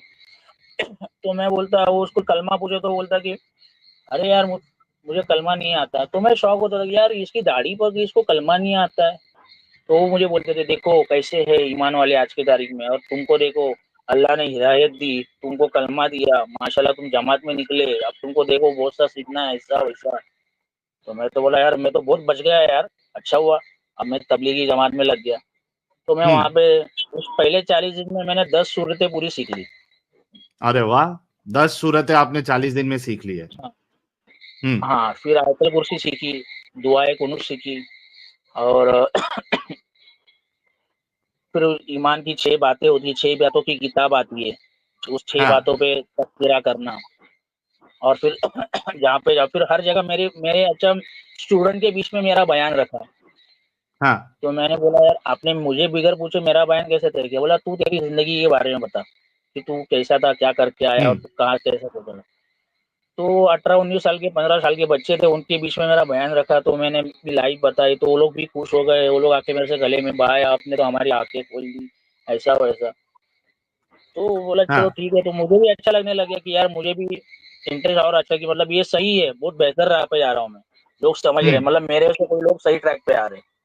हाँ। तो मतलब आप चलता एक रहता है। एग्ज़ाम्पल बन गए थे लोगों के लिए कि भाई देखो हाँ, तुमको बचपन से जो है यानी तुम मुसलमान घराने में पैदा हुए हो, तुमने इस्लाम को इतना सीरियसली नहीं लिया और ये एक इंसान जो पहले काफिर था, ये इसने जी, इस्लाम भी कबूल किया, इसका घर-बार भी चला गया, ये डेढ़ डेढ़ साल से मस्जिद में रह रहा है, 40 दिन की जमात में भी आ रहा है, 10-12 हुँ, सूरे सीख लिए, आयतुल कुर्सी सीख ली, तो तुमको एक एग्जाम्पल बना दिया गया है कि इससे कुछ सीखो आप लोग। जी भाई। जी। तो फिर वो 40 दिन पूरे हो गए, मैं वापस आ गया मेरा रहने का दोस्तों मस्जिद में हो गया। अब उस 40 दिन में ऐसा हो गया, तो पहले मैं शर्ट्स और पैंट, जीन्स टी शर्ट वगैरह पहनता था, हाँ फॉर्मल्स कैजुअल कपड़े ऐसा सब पहनता था। लेकिन वो 40 दिन में फिर ऐसा हो गया कि नहीं, अभी मुझे कुर्ता पजामा ही पहनना है। मुझे मतलब मेरे दिल में आई ये सारी बातें, कि मैं देख हाँ आजू बाजू का जो माहौल देखा मैंने, कपड़ा, फिर मैंने कपड़े चेंज कर लिया। हमारी जमात में एक टेलर साहब थे हमारे साथ में, मैंने बोला कि आप हाँ जाते साथ मेरे लिए 5 जोड़ी कपड़े सी देना आप। तो मैंने उनको पैसे एडवांस में दे दिए, उन्होंने मेरे लिए 5 जोड़ी कुर्ता पजामा सिलाया। तो फिर मैंने मेरे बॉस से ये कि मैं कुर्ता पजामा में आऊंगा, कोई प्रॉब्लम तो नहीं है? मतलब कोई प्रॉब्लम नहीं है, आप बिंदास आओ।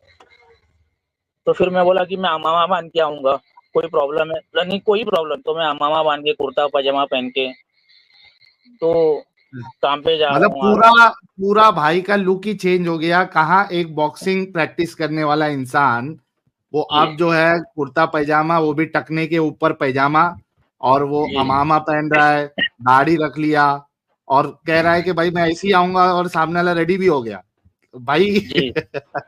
चेंजेस देखो कितना आ जाता है। तो और ये एक अकेले काम की पे भी जा कहानी रहा नहीं है भाई, ऐसे कई सारे लोग हैं जो मैं खुद भी देख चुका हूँ, चेंजेस उनके अंदर।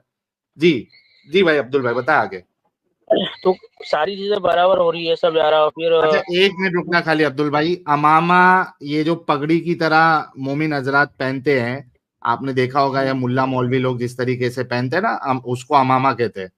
सर पे जो साफा बांधते हैं उसी को अमामा भी कहते हैं। हाँ भाई। जी। तो जाता रहा। फिर मेरे हाथ में एक टैटू है, मैंने जमाने जाहिलत में बनाया था हाथ के ऊपर। हाँ तो वजू करने के टाइम एक यहाँ पे मस्जिद के अंदर वजू करने एक भाई को पता चला, तो उन्होंने तो मुझे फतवा दे दिया, क्योंकि मेरा चेहरा, हाँ। दाढ़ी रखी हुई, अमामा पहना हूँ। बोले अस्सलाम वालेकुम मौलाना, क्या ये तुम्हारे हाथ में टैटू वैटू? तो मैंने बोला भाई हम्म बदगुमानी मत करो, पहले सुनो फिर बाद में बोलो।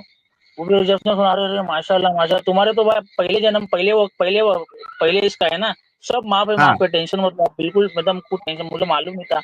तो मैं बोल रहा हूँ कि यार, तो मैंने फिर एक मुफ्ती साहब से मिला। मुफ्ती साहब, मैं पहले जन्म, मतलब पहले जो मैं इस धर्म में था, उस पर मैंने बहुत अय्याशी की है, चिल मारा है, शराबे पी है, और बहुत हम्म दोस्तों के साथ नाइट आउट किया है, तो ये गुनाह है मेरे। और मैंने किसी को मारा भी है, कुछ सब कुछ है, सारी चीजें है। तो ये कैसा है? बोला देखो तुमको एक बात, तुम वहां पे कुछ भी किए हो, लेकिन तुम यहाँ पर आ गए ना, अब तुम्हारे वो अगले पिछले सब माफ हो गए। वाह वाह वाह वाह। तो मैंने बोला क्या बात कर रहे, सही में? बोला हाँ हाँ, आप तुम एकदम साफ सुथरे बन जाओ, लेकिन अभी अगर तुमने कुछ गुनाह किया, अल्लाह की हम्म। नाफरमानी की, नमाजें छोड़ दी, जमात में जाना छोड़ दिया, सारी चीजें छोड़ दी, तो तुम्हारे गुनाह नामे अमाल में लिखे जाएंगे। तो हाँ, मैंने बोला ये पुराने कौन वाले लिखता सब है? माफ हो गए, धुल गए। हाँ, पुराने वाले सब धुल गए। मैं बोला ये हम्म। कौन लिखता है? बोले तुम्हारे सीधे हाथ में मुनकर, दोनों कंधों पे फरिश्ते हैं, मुनकर हाँ नकीर, वो दिखते हैं। तो अच्छा, बोला तो मुझे तो दिखते ही नहीं है। बोला ये फरिश्ते आपको कैसे दिखेंगे, हम तो आम लोग हैं। हाँ। हम्म। बोला फरिश्ते तो ये अल्लाह वालों को दिखते हैं, जो अल्लाह हाँ वाले ये भी बंदे जो उनको दिखते हैं ना, तुम्हें हमें नहीं दिखेंगे। मैं बोला लेकिन आप तो हाँ मुफ्ती है, आप तो माशाल्लाह दुनिया को इलम बांटते। बोल दो तो मैं वो तो क्या हुआ, लेकिन मैं भी तो दुनियादार हूँ ना। बोला अच्छा चलो हाँ ठीक है। तो सब चलता रहा साहिल भाई, चलता रहा। फिर मेरी एक दोस्त से लिंक लगी थी इंस्टाग्राम के ऊपर, उनके थ्रू एक हाँ रिश्ता आया मुझे शादी का। हाँ हाँ तो पहले जिनके साथ में मैं, जिन तबलीग वाले भाई के साथ में जुड़ा था ना, उन्होंने एक रिश्ता एक जगह लगाया। तो हाँ उनको मेरी जिंदगी के बारे में इन्होंने बताया, तो उन्होंने पहले मुझे देखा, तो पसंद तो किया, बोले हाँ माशाल्लाह लड़का तो बहुत अच्छा लग रहा है। और एकदम कोई बोलेगा नहीं कि, मतलब अगर मुझे आज भी कोई देखेगा ना, तो मुझे देखकर हाँ कोई बोलेगा नहीं कि 4 साल का मुसलमान हो करके। हाँ हाँ। तुम तो ऐसा और लग रहा है, जब मैंने मैंने आपको जब देखा अब्दुल भाई, तो मेरे को तो लगा पक्के एकदम तबलीगी है, और वही पैदाइशी तबलीगी है। तो आपको हाँ देख के नहीं, तो मेरे को वही फीलिंग आई। जी। मुझे एक तो आम बहुत जगह मुसलमान पे, से भी काफी बड़े मुसलमान लगते हैं आप। हाँ मुझे तो बहुत से लोग रास्ते में रुका कर मसले, मौलाना जरा ये मसला बता दीजिए। मैं बोला भाई हाँ मैं तालिब इल्म नहीं हूँ। बोला अरे क्या मजाक कर रहे हैं, आपके चेहरे पे ऐसा नूर है माशाल्लाह, आप बोलते आप तालिब इल्म नहीं? बोला मैं तालिब इल्म नहीं हूँ, हाँ आप किसी मुफ्ती से राब्ता कीजिए। हाँ लेकिन जमात में जाने के बाद में कुछ ऐसे मसले मसाइल मालूम पड़ जाते छोटे हाँ मोटे, तो अपन किसी को बता देते तो वो उसके लिए तो मैं मुफ्ती से भी बढ़कर बन गया फिर। बोला नहीं नहीं, हाँ अब्दुल्ला भाई ने बताया बराबर भाई, अब तो जमात में जाते हैं ऐसा वैसा। तो यहाँ पे ये हाँ सिर्फ स्ट्रेटजी है सब बताने की लोगों को, मतलब कि लोग आज समझते कुछ और है और बताता है दिखता कुछ और है। हाँ तो तो उन्होंने मेरे को देखा, उसकी लड़की की वालिदा ने बोला लड़का तो अच्छा है, लेकिन बाद में उन्होंने अपने रिश्तेदारों के बीच में बात की तो वो बोले कि नहीं नहीं, ये तो अभी नया नया मुसलमान बना है, नया नया मुसलमान बना है, हाँ तो इस पे क्या भरोसा रखने का, कभी पलट उलट जाएगा हाँ तो ऐसा बोला तो। हेलो। हाँ हाँ, आ रही है आवाज आपकी। हाँ। हाँ, तो कभी पलट उलट जाएगा तो ऐसा वैसा, हम्म। तो उन्होंने मना कर दिया। तो ये बात उन्होंने मुझे बताई नहीं, जो भाई ने। हाँ तो उन्होंने, मैंने उनको पूछा क्या हुआ भाई, आपने बताया नहीं, क्या हुआ रिश्तेदार, तो बोला वो बोल रहे थे कि तू कभी इस्लाम से पलट जाएगा, कैसे हम अपनी लड़की दे ऐसा। तो मैं बोला यार कैसे मुसलमान है, तो फिर मैंने हाँ उस बात को इग्नोर मारा, तो मैंने छोड़ दी ये बात को। तो फिर वो एक मेरे दोस्त थे, उन्होंने एक लिंक लगा के फिर मेरे लिए एक रिश्ता लाया, तो उनको मेरा फोटो वगैरह भेजा गया, फोटो वोटो भेजा तो उन्होंने पसंद किया, तो मुझे बोले कि ठीक है हम अपनी लड़की देते हैं आपको। तो मुझे बाद में मालूम पड़ा, जब मैं वहाँ मिलने गया तो मुझे मालूम पड़ा कि ये तो आलिमा है, हाँ तालिबे इल्म है, जो मेरी शरीक आखिर होने वाली थी वो तालिबे हाँ इल्म है। हाँ तो मैंने इनको बताया कि भाई ऐसे वो तालिबे इल्म है। अरे बोला कि आपको तो लॉटरी लग गई माशाल्लाह, देखो आज हमारे जैसों को तालिबे इल्म नहीं मिलती, आपको तालिबे इल्म मिल गई, ये हाँ। तो बहुत बड़ी बात है ऐसा। तो फिर उन्होंने मुझे देखा वगैरह, सब देखना दिखाना हो गया, सारी बातें, निकाह भी हो गया लॉकडाउन के अंदर ही, सारी चीजें हो गई। मतलब सोचो कि भाई की अभी जो है वो जो जब उनको रिश्ता आया और शादी हुई तो भाई को आलिमा लड़की मिल गई, जो कि आम मुसलमानों को जल्दी नहीं मिलती है। भाई की शादी हो गई एक आलिमा के साथ। सोचो क्या क्या चल रहा है इनकी लाइफ में, अभी स्टोरी सुनते जाओ आप लोग। जी भाई, शादी हो गई फिर आपकी? शादी हो गई, फिर अच्छे से लाइफ चल रही थी, सारी चीजें चल रही है। तो बहुत सी चीजें साहिल भाई, कुछ चीजें ऐसी थी मेरे को खटक रही थी कि हाँ ये जो फिरका फरस्ती ये जो हो रही है ना, तो मैं बोला ये सब क्या है यार। अभी फिर उसी बीच में मुझे टकराव भी हुआ अहले हदीस भाई से, हाँ वो कुछ और बता रहे थे, बोले कि कोई फिरका जन्नत में जाए सिवाय हमारे। हाँ। तो मैं और अच्छा, कसम हटा अभी गया। तुम्हारी लाइफ में पहले बरेलवी था, देवबंदी आया, तबलीगी आया, अब अहले हदीस भी आ गया तुम पे हमला करने। हाँ हाँ, तो बोले बोल रहे कि कोई फिरका जो है ना जन्नत में नहीं जाएगा, एक वही फिरका जाएगा जन्नत में जो अल्लाह और उसके रसूल की इताअत करेगा, अती हाँ उल्लाह अती रसूल। हाँ हाँ हाँ हाँ। हाँ, हमारा वाला तो फिरका। वो हम है, तो वो हम है। तो वो मुझे बोलने लगे कि देखो तुम जा रहे हो ये सब तबलीग करने, तुम चल फिर कर भी कर सकते हो, ये जाना करना ये सब ऐसा नहीं है, कुछ नहीं है, हम्म कारोबार पे ध्यान दो, नमाज पढ़ो, और नमाज भी जो तुम पढ़ रहे हो ऐसी नमाज नहीं है। आज ये दूसरा झटका वो वहाँ पे लगा, ये जो तुम नमाज हाँ पढ़ रहे हो ऐसी नमाज है नहीं। हाँ मतलब फिर कैसी नमाज है? फिर उन्होंने मुझे बताया नमाज ऐसी है, सीने पे हाथ बांधना है, पैर फैला के खड़े रहना है, एक पैर को हाँ दूसरे पे बाजू वाले पैर से लगाना है। तो हाँ मैंने पूछा क्यों ऐसा, तो हाँ बोलते कि शैतान बीच से नहीं जाएगा। तो फिर मैं सर हाँ खुजाने लगा, बोला कि भाई जो तो आप बता रहे हो शैतान, बोले इतना जो पैर फैला के मैंने रखा यहाँ से शैतान नहीं जाएगा। हाँ तो मुझे हंसने लगे, मुझे गुस्सा करने लगा मेरे पे, बोलता तू कैसा आदमी है, तुझे मैं अच्छी बात बता तू मजाक कर रहा है। अरे बोला मैं हाँ मजाक थोड़ी ना कर रहा, आपने बोला कि शैतान बीच में नहीं आएगा करके, तो ये जो पैर मैंने पैर फका के रखा हूँ यहाँ से शैतान नहीं आएगा क्या? हाँ तो मुझे बोलता है कि देख भाई तेरे पे अभी डिपेंड है, हम तो तुझे सीधा रास्ता बता रहे हैं, अच्छा रास्ता बता रहे हैं, तू ये तबलीग में जाना, ये मज़ारों पे जाना, ये सब अच्छी बात नहीं है, ये गलत चीज़ है, ये फिरका ये तुझे गुमराह करेगा ऐसा। तो भाई मुझे शौक लगने लग गया भाई, ये अभी हाल ही की बात बता रहा हूँ मैं आपको, हाँ शादी वादी होने के बाद में, अभी कुछ मैं हाल ही की बात बता रहा हूँ आपको। अब मेरे हाँ पास पैसे नहीं है भाई, और ये जमातों में जाना कर्जे लेके गया हूँ। हाँ तो अभी लॉकडाउन हुआ तो ट्रैवल एजेंसी का जॉब भी छूट गया, तो उसके बाद में फिर मैंने दूसरा कारोबार चलाना चालू कर दिया, काम दूसरा काम। हाँ आप अच्छा, शादी जोक भी क्या हो था? अगर किसी को वो शैतान वाला जोक समझ में नहीं आया है तो मैं आप लोगों को बताता हूँ कि एक पहले फोटो बताता हूँ आपको, रुकिए।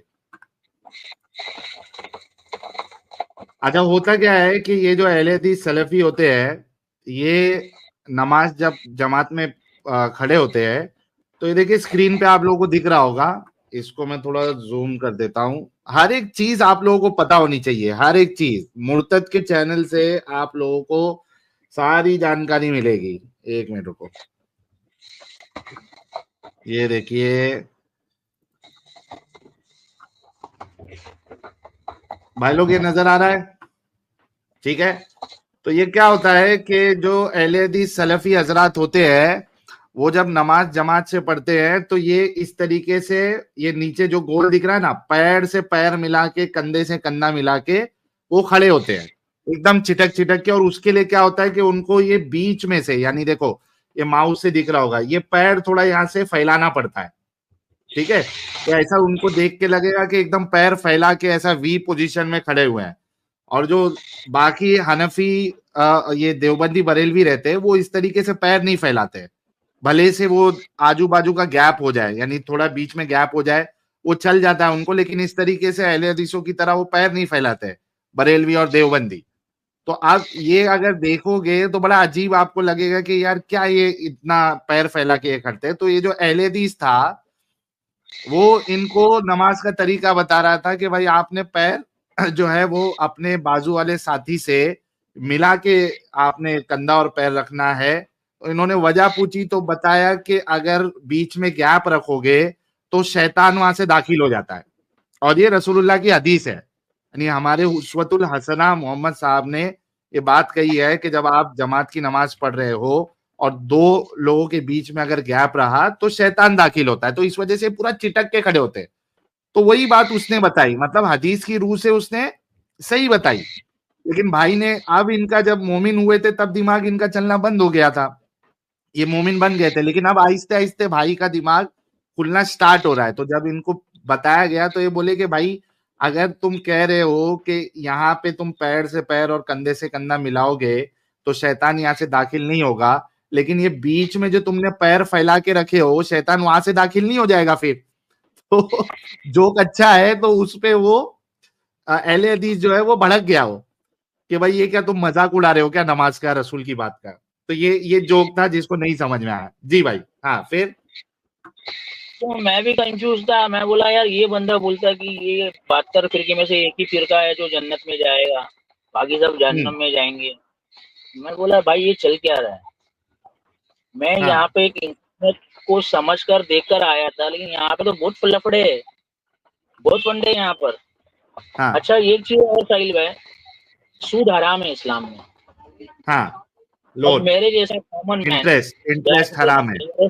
इंटरेस्ट लेना हराम है, ठीक है। हम्म अब मेरे जैसा कॉमन मैन है जिसकी लाइफ अब शुरू हुई है, उसके उसकी बैंक बैलेंस जीरो है और उसके पास कुछ भी नहीं है, भाड़े के घर में रह रहा है, शादी भी हो गई अल्हम्दुलिल्लाह, ठीक है। तो हम्म अभी वो कुछ सोच रहा है कि आगे कुछ अच्छा कुछ करे, कि भाई आगे फ्यूचर है, बच्चे भी आने वाले हैं, तो उनके लिए कुछ भी करना है, सारी पढ़ाई का खर्चा है, सारी चीजें है, एक खुद का घर भी देखना है, ठीक हम्म है। तो मैं सोचा कि क्यों ना मैं किसी से लोन ले लूं। हाँ तो जो उन्होंने मुझे तबलीग में जोड़ा था, उनसे मैंने बोला कि भाई मैं ऐसा सोच रहा हूँ कि मैं लोन ले लूं। बोला अरे हाँ यार लोन लेना तो हराम है। मैंने बोला हाँ यार हराम है, तो फिर मैंने ये जब उनको पूछा, मेरा एक बात बताइए, लोन तो बैंक देती है बरोबर, लेकिन आपका जो एक भाई है वो खुद बैंक में काम करता है। हाय हाय हाय तो हाय हाय, हाँ तो बोलता ये चीज सही है, बोला नहीं वो उसकी मजबूरी है। तो मेरी कौन सी मजबूरी नहीं है भाई, मेरे को हाँ मेरे पीछे कितने करोड़ों की जायदाद मेरे मतलब है, जो मैं उसको इस्तेमाल नहीं कर रहा हूँ, मैं रह गए लेने जा रहा हूँ। हाँ तो नहीं नहीं ये चीज तो गलत है। हाँ तो मैं सोचा कि मैं एक कार ले लूँ, ओला उबर में चलाऊंगा, ठीक है। हाँ तो मेरे को कार के लिए लोन लेना है, तो बोला कि नहीं मत लो, लोन हराम है। मैं बोला भाई आपके पास जो गाड़ी है वो भी लोन की है, हाँ मतलब ऐसा वो चल रहा है और मैं ले जा रहा हूँ, वो चीज जायज नहीं है, आपने करा वो चीज हाँ जायज है। बोला देखो भाई तुम ये सब चीज बगड़े मत पड़ो, तुम तकवे पे चलो, ऐसा हाँ वैसा। तो मैंने यानी बोला यार एक मिनट देना अब्दुल भाई, एक मिनट देना जी अब्दुल भाई। यार देखो दोस्तों कि ये जमीनी हकीकत रहती है, और ये सनाबाजी, और ये जितने भी लोग तारिक मसूद और तारिक जमील, ये सारे लोग जो है ना आम मुसलमानों को गरीबी वाली जिंदगी में रखना चाहते हैं कि भाई गरीबी में रहो, ज्यादा ऐश और ये सब की जिंदगी में पड़ने की जरूरत नहीं। ब्याज में आपने कोई चीज नहीं लेना है, क्योंकि जाहिर सी बात है आप लोन पे लोगे तो आपको इंटरेस्ट लगेगा, रिबा हो जाएगा, वो अल्लाह और उसके रसूल से जंग करने जैसा है। तो कई सारे मोमिन जो है वो नहीं लेते हैं। अब भाई ये जिसको जो शख्स इनको कह रहा है, और भाई की जरूरत है, शौक नहीं है, कार नहीं, भाई जरूरत है, इनको कमाना है, तो भाई को कार वार लेना है ताकि ओला उबर में गाड़ी चलाए। तो अब वो बोल रहे हैं कि मुझे लोन लेना है, तो सामने वाला मना कर रहा है कि भाई इस्तेकामत अपनाओ, इस्तेकामत पे रहो, लोन वोन मत लो, ये हराम है। और खुद उसका भाई जो है वो बैंक में मैनेजर है, खुद लोन पे गाड़ी लिए हुए है, और भाई को मना कर रहे लोन पे मत लो, गुनाह होएगा। तो ये जमीनी हकीकत है। और अब भाई की आंखें जो है ना आहिस्ते आहिस्ते थोड़ा दिमाग इनका चलना स्टार्ट हो रहा है कि भाई ये क्या मामला चल रहा है। जी भाई, फिर क्या हुआ? तो फिर मैं बोला यार ये क्या अजीबोगरीब चीज है कि मैं करने जा रहा हूँ तो बलात्कार है और वो कर रहे तो चमत्कार है, तो ये तो हम्म। गड़बड़ लग रही है। फिर मैं इन लोगों की जिंदगी देख रहा हूँ जिनका मैं बयान सुन के मैंने इस्लाम कबूल किया, भाई वो तो हर महीने महीने में गाड़ी बदल रहे हाँ और महंगी महंगी गाड़ियों में घूम रहे। हाँ तबलीगी जमात के जो हमारे अमीर साहब है, हाँ, साथ साहब। हाँ हजरत जी, तो हाँ, उनकी मौलाना साथ। लाइफस्टाइल देखा। हाँ, उनकी लाइफस्टाइल देखा। अच्छा वहां पर गया तो वहां पे खवास का मतलब वीआईपी लोगों का दस्तरखान अलग और हाँ आम लोगों का दस्तरखान अलग। तो क्यों, तो ये खवास है, हाँ। खवास लोग खवास मतलब बोलते मतलब जो बोल रहे हैं भाई, जिसको नहीं समझ में आ रहा है, खवास खवास मतलब खास समझ लो, खास लोग है जी ये लोग। एक आम लोग है, एक खास लोग है। तो भाई बता रहे हैं कि जब वहां पे किधर हो सकता है कि इधर गए हो अपना निजामुद्दीन औलिया शायद गए होंगे, तो वहां पे खास लोगों का दस्तरखान अलग है खाने का, और आम मुसलमानों का अलग है। फिर ये कहते हैं कि भाई हम में कोई ऊंच नीच नहीं है, ऐसा नहीं है, ग्राउंड पे ऐसा नहीं होता है। हाँ, खास वीआईपी लोग। जी भाई, हाँ हाँ। फिर। तो उनकी मैं गाड़ी देख रहा हूँ, महंगी महंगी गाड़ी है उन लोगों के पास। अच्छा हजरत जी के पास अलग गाड़ी है, उनके तीनों बेटों के पास अलग गाड़ी है, वो फोन भी इस्तेमाल कर रहे हैं, ठीक है, हम्म। उनके कमरे में एसी है। तो फिर हमें मुझे क्यों बताया जा रहा है कि कम में गुजारा करो? मैं हाँ। क्यों अपनी जिंदगी कम में गुजारा करूं? मेरा कोई हक हम्म। नहीं है। मेरी बीवी है, ठीक है, मैंने इस्लाम कबूल किया, लेकिन मेरी लाइफ स्टाइल है, मैं जो जीना चाहता हूँ कि जैसे भाई कोई भी आदमी अपनी जिंदगी में बड़ो मतलब बोलते हैं ना कि प्रोग्रेस करना सोचेगा कि मैं कब तक ओला हम्म। उबर ही चलाऊं, मैं खुद हाँ। खुद का बिजनेस करूं, मेरा खुद का घर हो जाए, मेरे बच्चे आएंगे, वो बच्चों के लिए कुछ मुझे सेविंग करनी है, उनका फ्यूचर है। बोला नहीं नहीं, हमको फ्यूचर के बारे में सोचना नहीं है, हमको तो बस आखिरत सोचनी है। तो भाई फिर हम्म। तुम क्यों, तुम्हारे घर में एसी क्यों है? अब मेरे सवाल हम्म। शुरू हो गए उनके सामने। जब हाँ। मेरा दिमाग खुला है तो मैंने तुम्हारी जिंदगी फिर इतनी वीआईपी क्यों है? हम्म।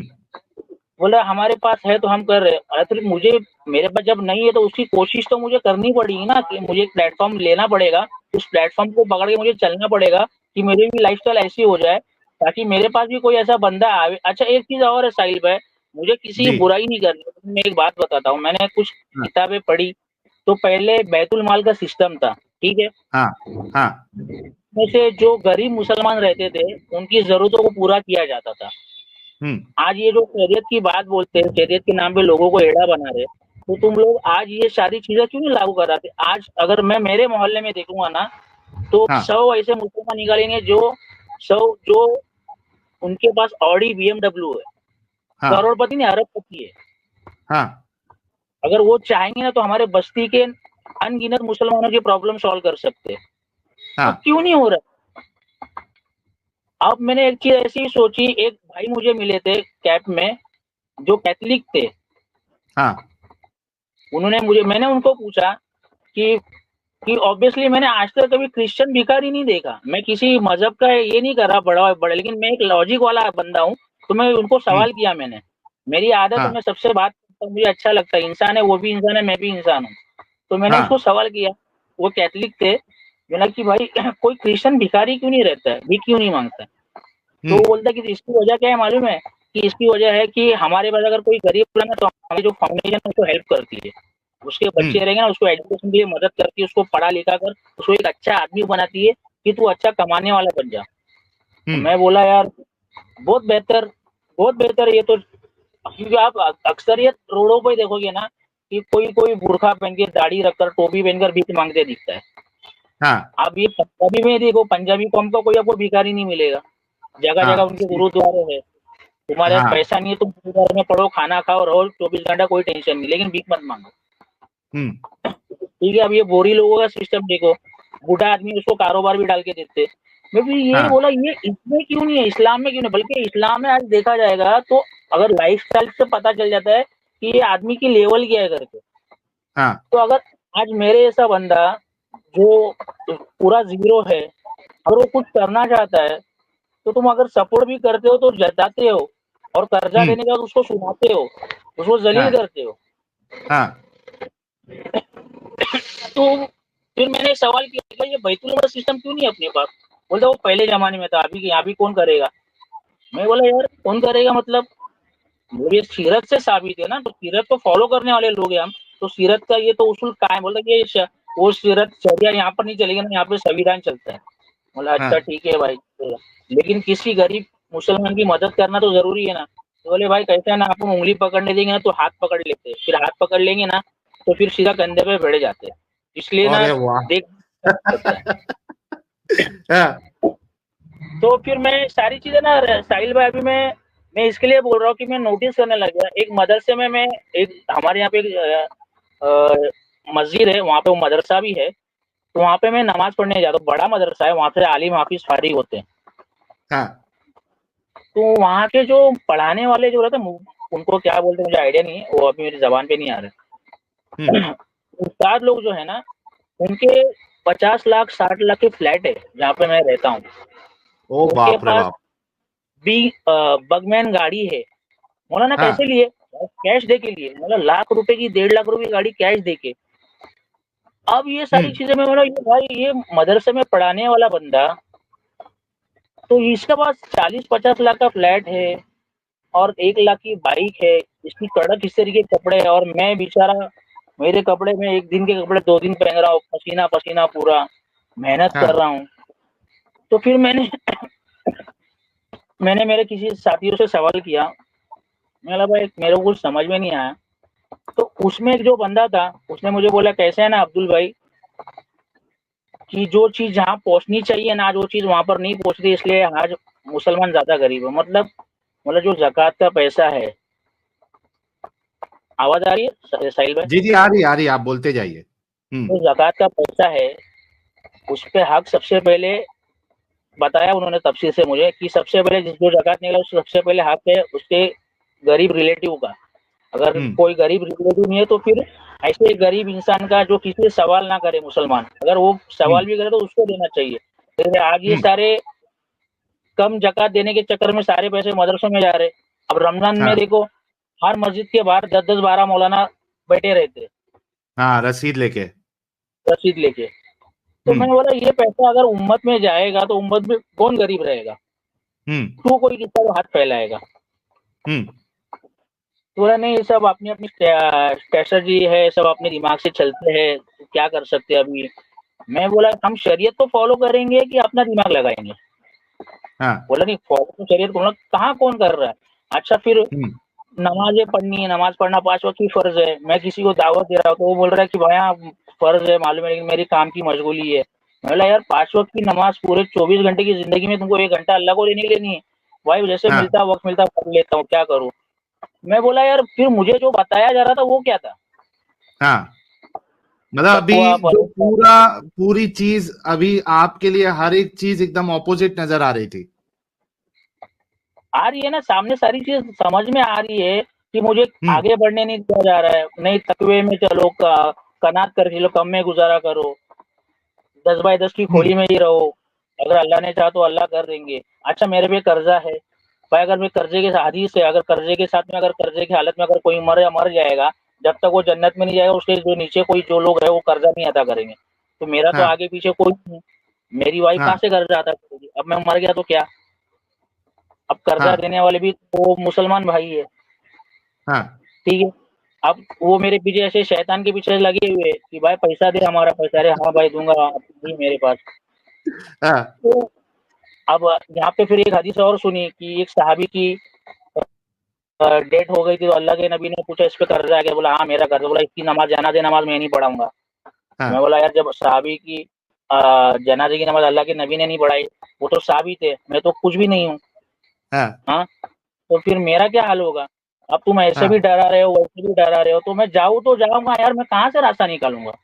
हाँ तो ये मेरे कुछ लॉजिक समझ में नहीं आया साहिल भाई, तो इसलिए मैं टेंशन में था बहुत दिनों से।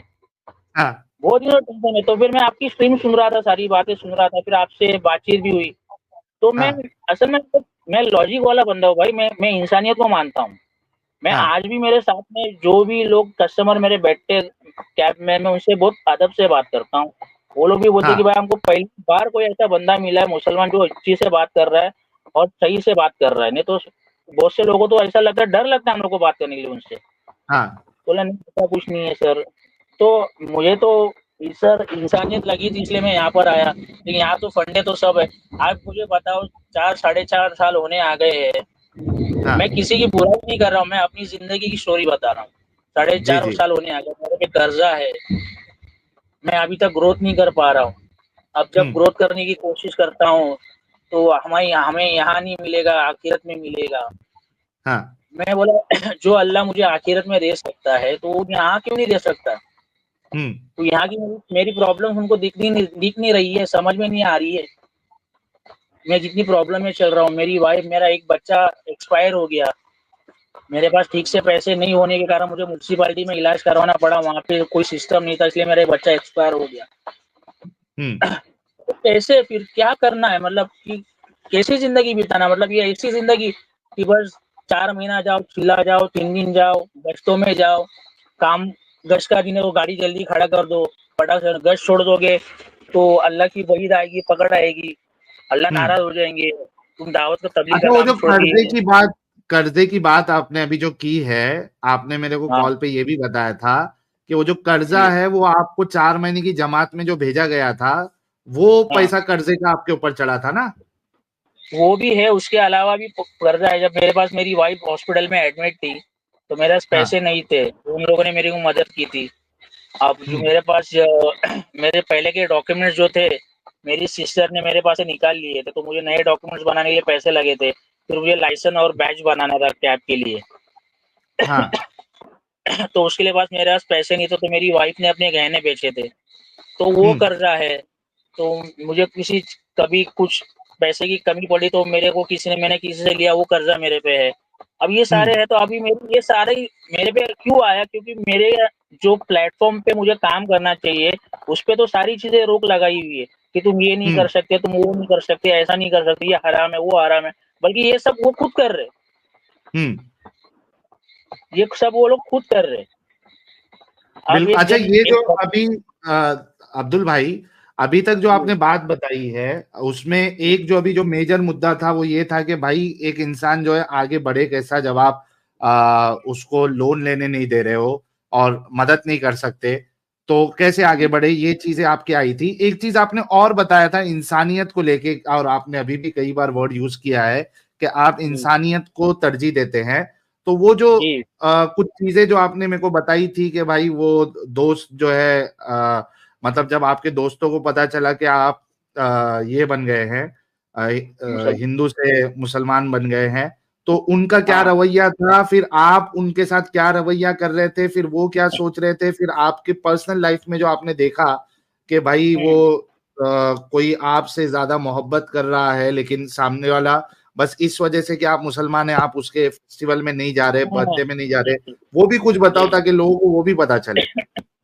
मैंने इस्लाम कबूल किया, जो मेरे बचपन के दोस्त थे जिनके साथ में मैंने गोटी खेला, कबड्डी खेला, गोविंदा खेला, गणपति उत्सव में हम एक दूसरे के साथ में चलते उठते बैठते थे, हमारे मंडप को हम सजाते थे सबको। ये ऐसे मेरे बचपन के दोस्त, जब उनको पता चला हम्म थोड़ा उनको हर्ट हुआ, लेकिन उन्होंने बोला चल तुझे अच्छा लगा ना, कोई बात नहीं, तू तेरे हिसाब से सही रहे। तो हम्म अब उनका त्योहार है, गणपति आ रहा है, दिवाली आ रही है, तो मैं उनको विश नहीं कर सकता हूँ। ये मुझे थोड़ा हर्ट हुआ। मैंने हाँ, पूछा क्यों? तो बोला नहीं, हमारा इस्लाम इजाजत नहीं देता। हम्म, बोला ये क्यों? अरे मेरे वो जो मेरी ईद आ रही है, बकरा ईद आ रही है, वो मुझे ईद की बधाइयाँ दे रहे हाँ, हैं। ईद मुबारक बोलते हैं, मुझे बोलते हैं कि भाई शीरकुरमा लेके आ हमारे लिए बिरयानी बना के लेके आ, हम्म, मुझे विश कर रहे। और जब उनका त्योहार है तो मैं उनको क्यों नहीं विश कर सकता भाई? क्या प्रॉब्लम है? हाँ, हम्म, हाँ, अगर अभी जिधर मैं रहता हूँ, सॉरी, जहाँ पे मैं जी, रहता हूँ, वहाँ पे हमारे जो नेबर वो हिंदू है, ठीक है। हाँ, अभी कुछ हाल ही की बात बता रहा हूँ। जी, तो उसकी बर्थडे था, उसकी बच्ची जो है ना, मेरे वाइफ से इतनी मोहब्बत करते, उन्होंने आके बोला कि आंटी अगर आप नहीं आओगे ना तो मैं केक नहीं काटूंगी। हम्म, पहले तो उसकी वालदा आके बोल के गई, फिर उसके हस्बैंड ने मुझे कॉल करके बोला कि भाई आओ ना, बच्चे आपका इंतजार कर रहे हैं। तो मैं हाँ हाँ। फिर मैं मेरी वाइफ बोल रहा, देख यार वो बच्चे तुझसे इतनी मोहब्बत करते, चलो उन लोग के लिए तो जाते से इंसानियत के नाते तो जाते। बोला नहीं, हमारा इस्लाम इस चीज की इजाजत नहीं देता, तो हम ये नहीं कर सकते, हम्म, चाहे कुछ भी हो जाए। मैं बोला यार वो बच्चे तुझे मोहब्बत करते, वो अपने माँ बाप के सामने बोला कि आप नहीं आओगे तो हम केक नहीं काटेंगे। हम्म, तो ये लॉजिकली बात है ना भाई, अगर कोई बंदा आपसे इतनी मोहब्बत करता है और आप उसके लिए उसकी बर्थडे के लिए भी नहीं जा सकते हो। हम्म, तो बोलते हैं कि मेरी वाइफ मुझे बोल रही, वो तालिबे इल्म है तो उसको ज्यादा पता है। बोले कि ये मना है हमारे इस्लाम में, हम नहीं कर सकते। हम्म, तो वो चीज मुझे खट गई। मैं बोला यार ये मैं कहाँ आके फंस गया यार? फ्रीडम हाँ, कहाँ है? इंसान को इंसानियत की तरह जीने का फ्रीडम कहाँ है? अगर ये इंसानियत है कि किसी के मजहब को हम तरजीह नहीं दे सकते, उसको हम बधाई भी नहीं कर सकते, उसके पास से हम कुछ खा नहीं सकते, उससे हम उसको विश नहीं कर सकते, उसके सुख दुख में हम नहीं जा सकते, तो ये काय की इंसानियत है? कैसा मजहब है ये बताइए आप मुझे।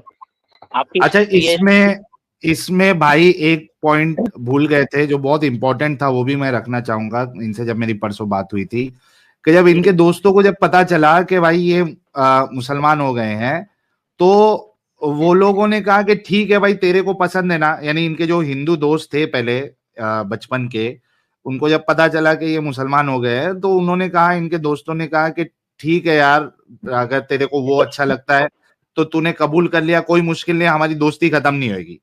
अब वो इनको ईद वीद में जो है वो विश कर रहे हैं, ग्रीटिंग्स भेज रहे हैं, लेकिन भाई जो है, और चूंकि भाई की वाइफ एकदम कट्टर है, तो वो, और इनको तबलीगी माहौल मिला है, तो ये उनको नहीं कर सकते, ये उनको विश नहीं कर रहे, तो वो लोग परेशान है, दोस्त लोग, कि भाई तू हमको विश भी नहीं कर रहा, बुला रहे तो आ रहा भी नहीं। तो इन्होंने कहा कि भाई इस्लाम में इसकी इजाजत नहीं है। तो दोस्त बोले, अब वो दोस्त के साथ कुछ थे एले चॉइस दोस्त लोग, यानी जो इस्लाम को तरजीह नहीं देते वो, क्योंकि बहुत से मुसलमान हैं जो दोस्त के वहां कभी गणपति बैठी है तो वहां भी चले जाते वो लोग, कुछ कुछ मुसलमान, बहुत सारे नहीं, कुछ कुछ मुसलमान ऐसे होते हैं।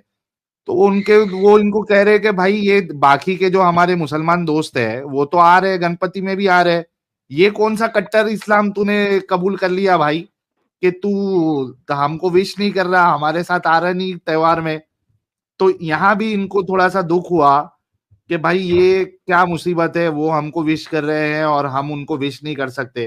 तो ये एक बात भी थी। फिर जो बच्ची की बात इन्होंने बताई, वो भी इनको काफी, इनके दिल को खटकी है कि भाई एक बच्ची जो आपसे इतनी मोहब्बत करती है और वो आके कह रही है कि मेरा बर्थडे है, आप आओ और इसमें शामिल हो पार्टी में, तो आप उसका ये नहीं सोच रहे कि यार वो बच्ची का दिल नहीं दुखाना है, मैं चले जाऊंगी तो कौन सा असल खुदा होगा, कौन सा रब होगा जो एक बच्ची के बर्थडे पे जाने के लिए जो है वो नाराज हो जाएगा।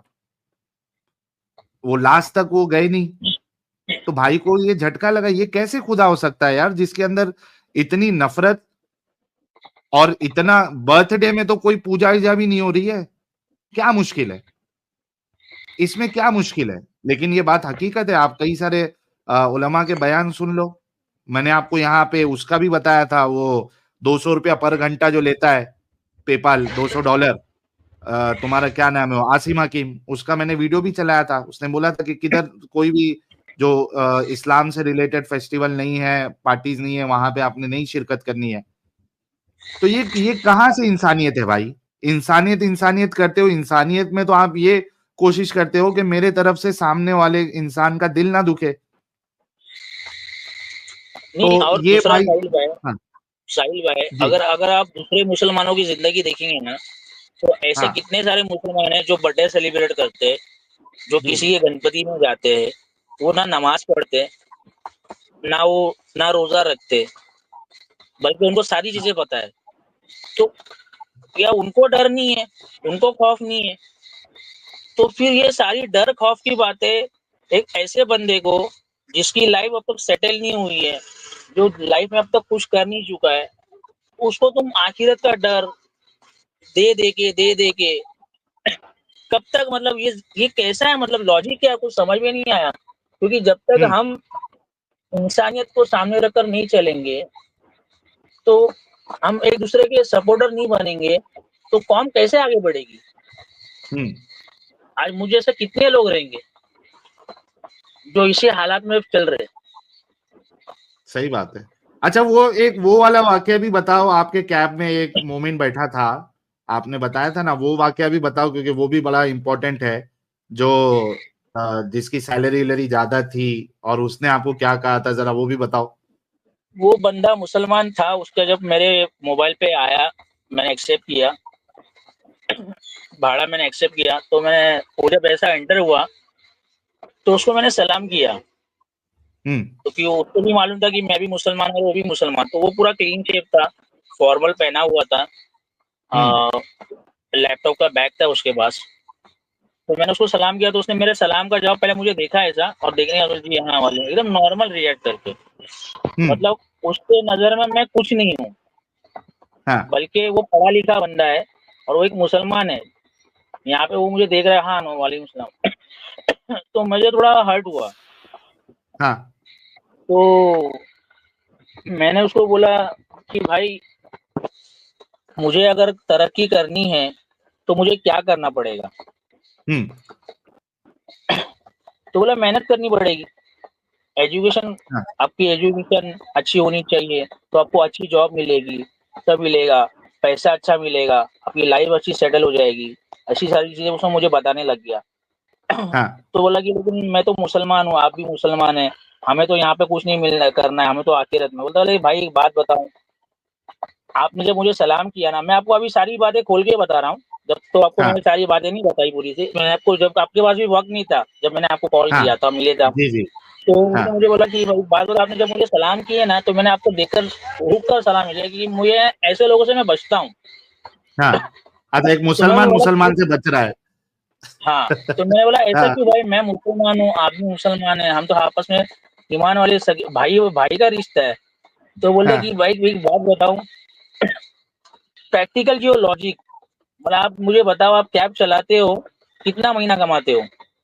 मैं हम्म बोला कुछ 15-20 हज़ार रुपया हो जाता है। बोला मैं महीना 3 लाख रुपया कमाता हूँ, हाँ मैं एक अच्छी जगह पे पोस्ट में काम करता हूँ, वहाँ पे कंपनी मुझे 3 लाख रुपया सैलरी देती है, मेरा बच्चा अच्छे स्कूल में जाता है, अच्छी स्टडी लेता है, मेरी बीवी हाँ एक हाउस वाइफ है, उसकी अच्छी जिंदगी है, उसके लिए मैंने गाड़ी लेके रखी है। अब हाँ। मैं ये सब चीज करूँ कि आपके जैसा कैब ड्राइवर बन के जिंदगी गुजारूं?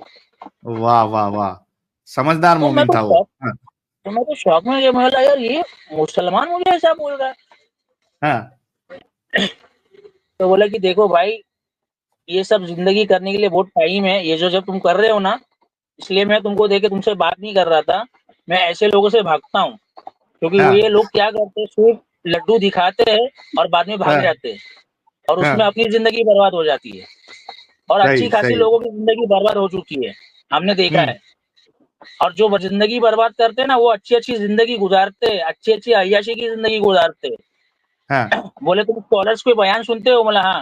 बोला ये हराम नहीं है टीवी से पैसा कमाना, जायज है? हाँ यूट्यूब हाँ चलाना ये जायज है? मैं बोला नहीं, जायज नहीं है। और फिर इनके बयान सुनो, लाखों करोड़ों इनके फॉलोअर्स है, पैसा यूट्यूब से आता है इनको। हाँ। हाँ फिर उन्होंने एक स्कॉलर का नाम लिया मुझे, जो 4-4 शादी करते किए हुए, हाँ मुफ्ती तारिक मसूद साहब, मतलब वो जो लोगों को बातें बता रहे हैं वो खुद कितना अमल कर रहे हैं। बोला आप मुझे ये बात बताओ, आप जो लोगों को बात बता रहे हो आप कितना अमल कर रहे हो उस पे? बोला सब अपनी जगह पे ठीक है भाई, आखिरत है, मर के सबको जाना है, अल्लाह के पास खड़ा रहना है, लेकिन उस अल्लाह ने यहाँ पे दुनिया में एक जिम्मेदारी दी है, बीवी बच्चे सब दिए है, अब उनको कौन खिलाएगा? तो मैंने बोला अल्लाह। तो बोलता कि भाई यही लफड़ा कि तुम लोगों से मैं बात नहीं करता हूँ। बोला बीवी बच्चे अल्लाह ने मुझे अगर शादी ये बोला बीवी बच्चे तुम ये मेरे बड़ा है। भारी जवाब लगा भाई मेरे को। इसी वजह से मैं तुम लोगों से मेरे मुंह पे बोला भाई, मैं उसको कम से कम 1.5 घंटे की ट्रैवल चल रही थी। बोलता इसी वजह से मैं आप लोगों से बात नहीं करता हूँ। बोला बीवी मेरी, बच्चा मेरा, और उसको खिलाएगा अल्लाह, क्यों? बोले आप लोगों को जो समझाया गया है ना, बोला ठीक है आपने दाढ़ी वाड़ी है, आपको मेरे से ज्यादा इलम भी रहेगा, लेकिन आपको जो असल चीज है ना वो बताई नहीं गई है।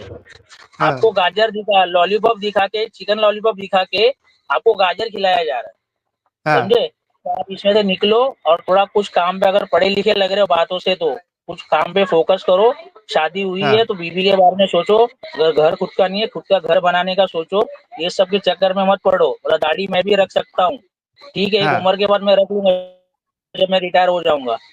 बोला आज देखो कितने सारे क्रिकेटर जो अल्लाह अल्लाह कर रहे हैं, सबको पहले अय्याशी मार ली है, मैं किसी की बुराई नहीं, वो मुझे बोल रहा है। मतलब कितने क्रिकेटर मैं आपको पाकिस्तानी गिनाऊं जो पहले अय्याशी मार चुके हैं, सब मौज मजे मार लिए, अब दाढ़ी बन के अल्लाह अल्लाह कर रहे, क्योंकि उनके पास बैलेंस है भाई, रखा हुआ है। अब तौबा कर ली भाई, तौबा कर ली तो गुनाह माफ हो गए, तो तुम भी तौबा कर लेना, गुनाह माफ करवा लेना, बात खत्म हो गई। अब एज अ प्रेजेंट का देखो ना, अभी क्या बीबी को अगर चाहिए, बीबी को अगर एक साड़ी चाहिए या ड्रेस चाहिए, अगर तुम्हारे पास पैसा नहीं है तो तुम्हारे मुंह पे थूकेगी ना वो। वाह वाह, काम कर रहे सही, तो क्या बिल्कुल कर रहे? सही। तो वो चीज मुझे बहुत ज्यादा लगी यार, मैं बोला यार ये भी तो मुसलमान है यार, लेकिन इसकी थिंकिंग कैसी है? बोलता है मैं 3 लाख रुपए महीना पगार लेता हूँ, वो 3 लाख भी मुझे कम पड़ रहा है, अभी मैं कोई दूसरी और अच्छी कंपनी देख रहा हूँ। तो मैंने उसको बोला भाई हम यहाँ पे वक्ती तौर पे आए हुए, मतलब देखो भाई अब एक काम करो, या तो राइड खत्म करो, मुझे यहाँ छोड़ दो, मैं आपसे बात नहीं करना चाहता। अच्छा। मैं ऐसे लोगों को, हाँ मैं ऐसे लोगों से ज्यादा बात ही नहीं करता जो पिछली जिंदगी पे चलना चाहते और आज की जिंदगी को बर्बाद करना चाहते।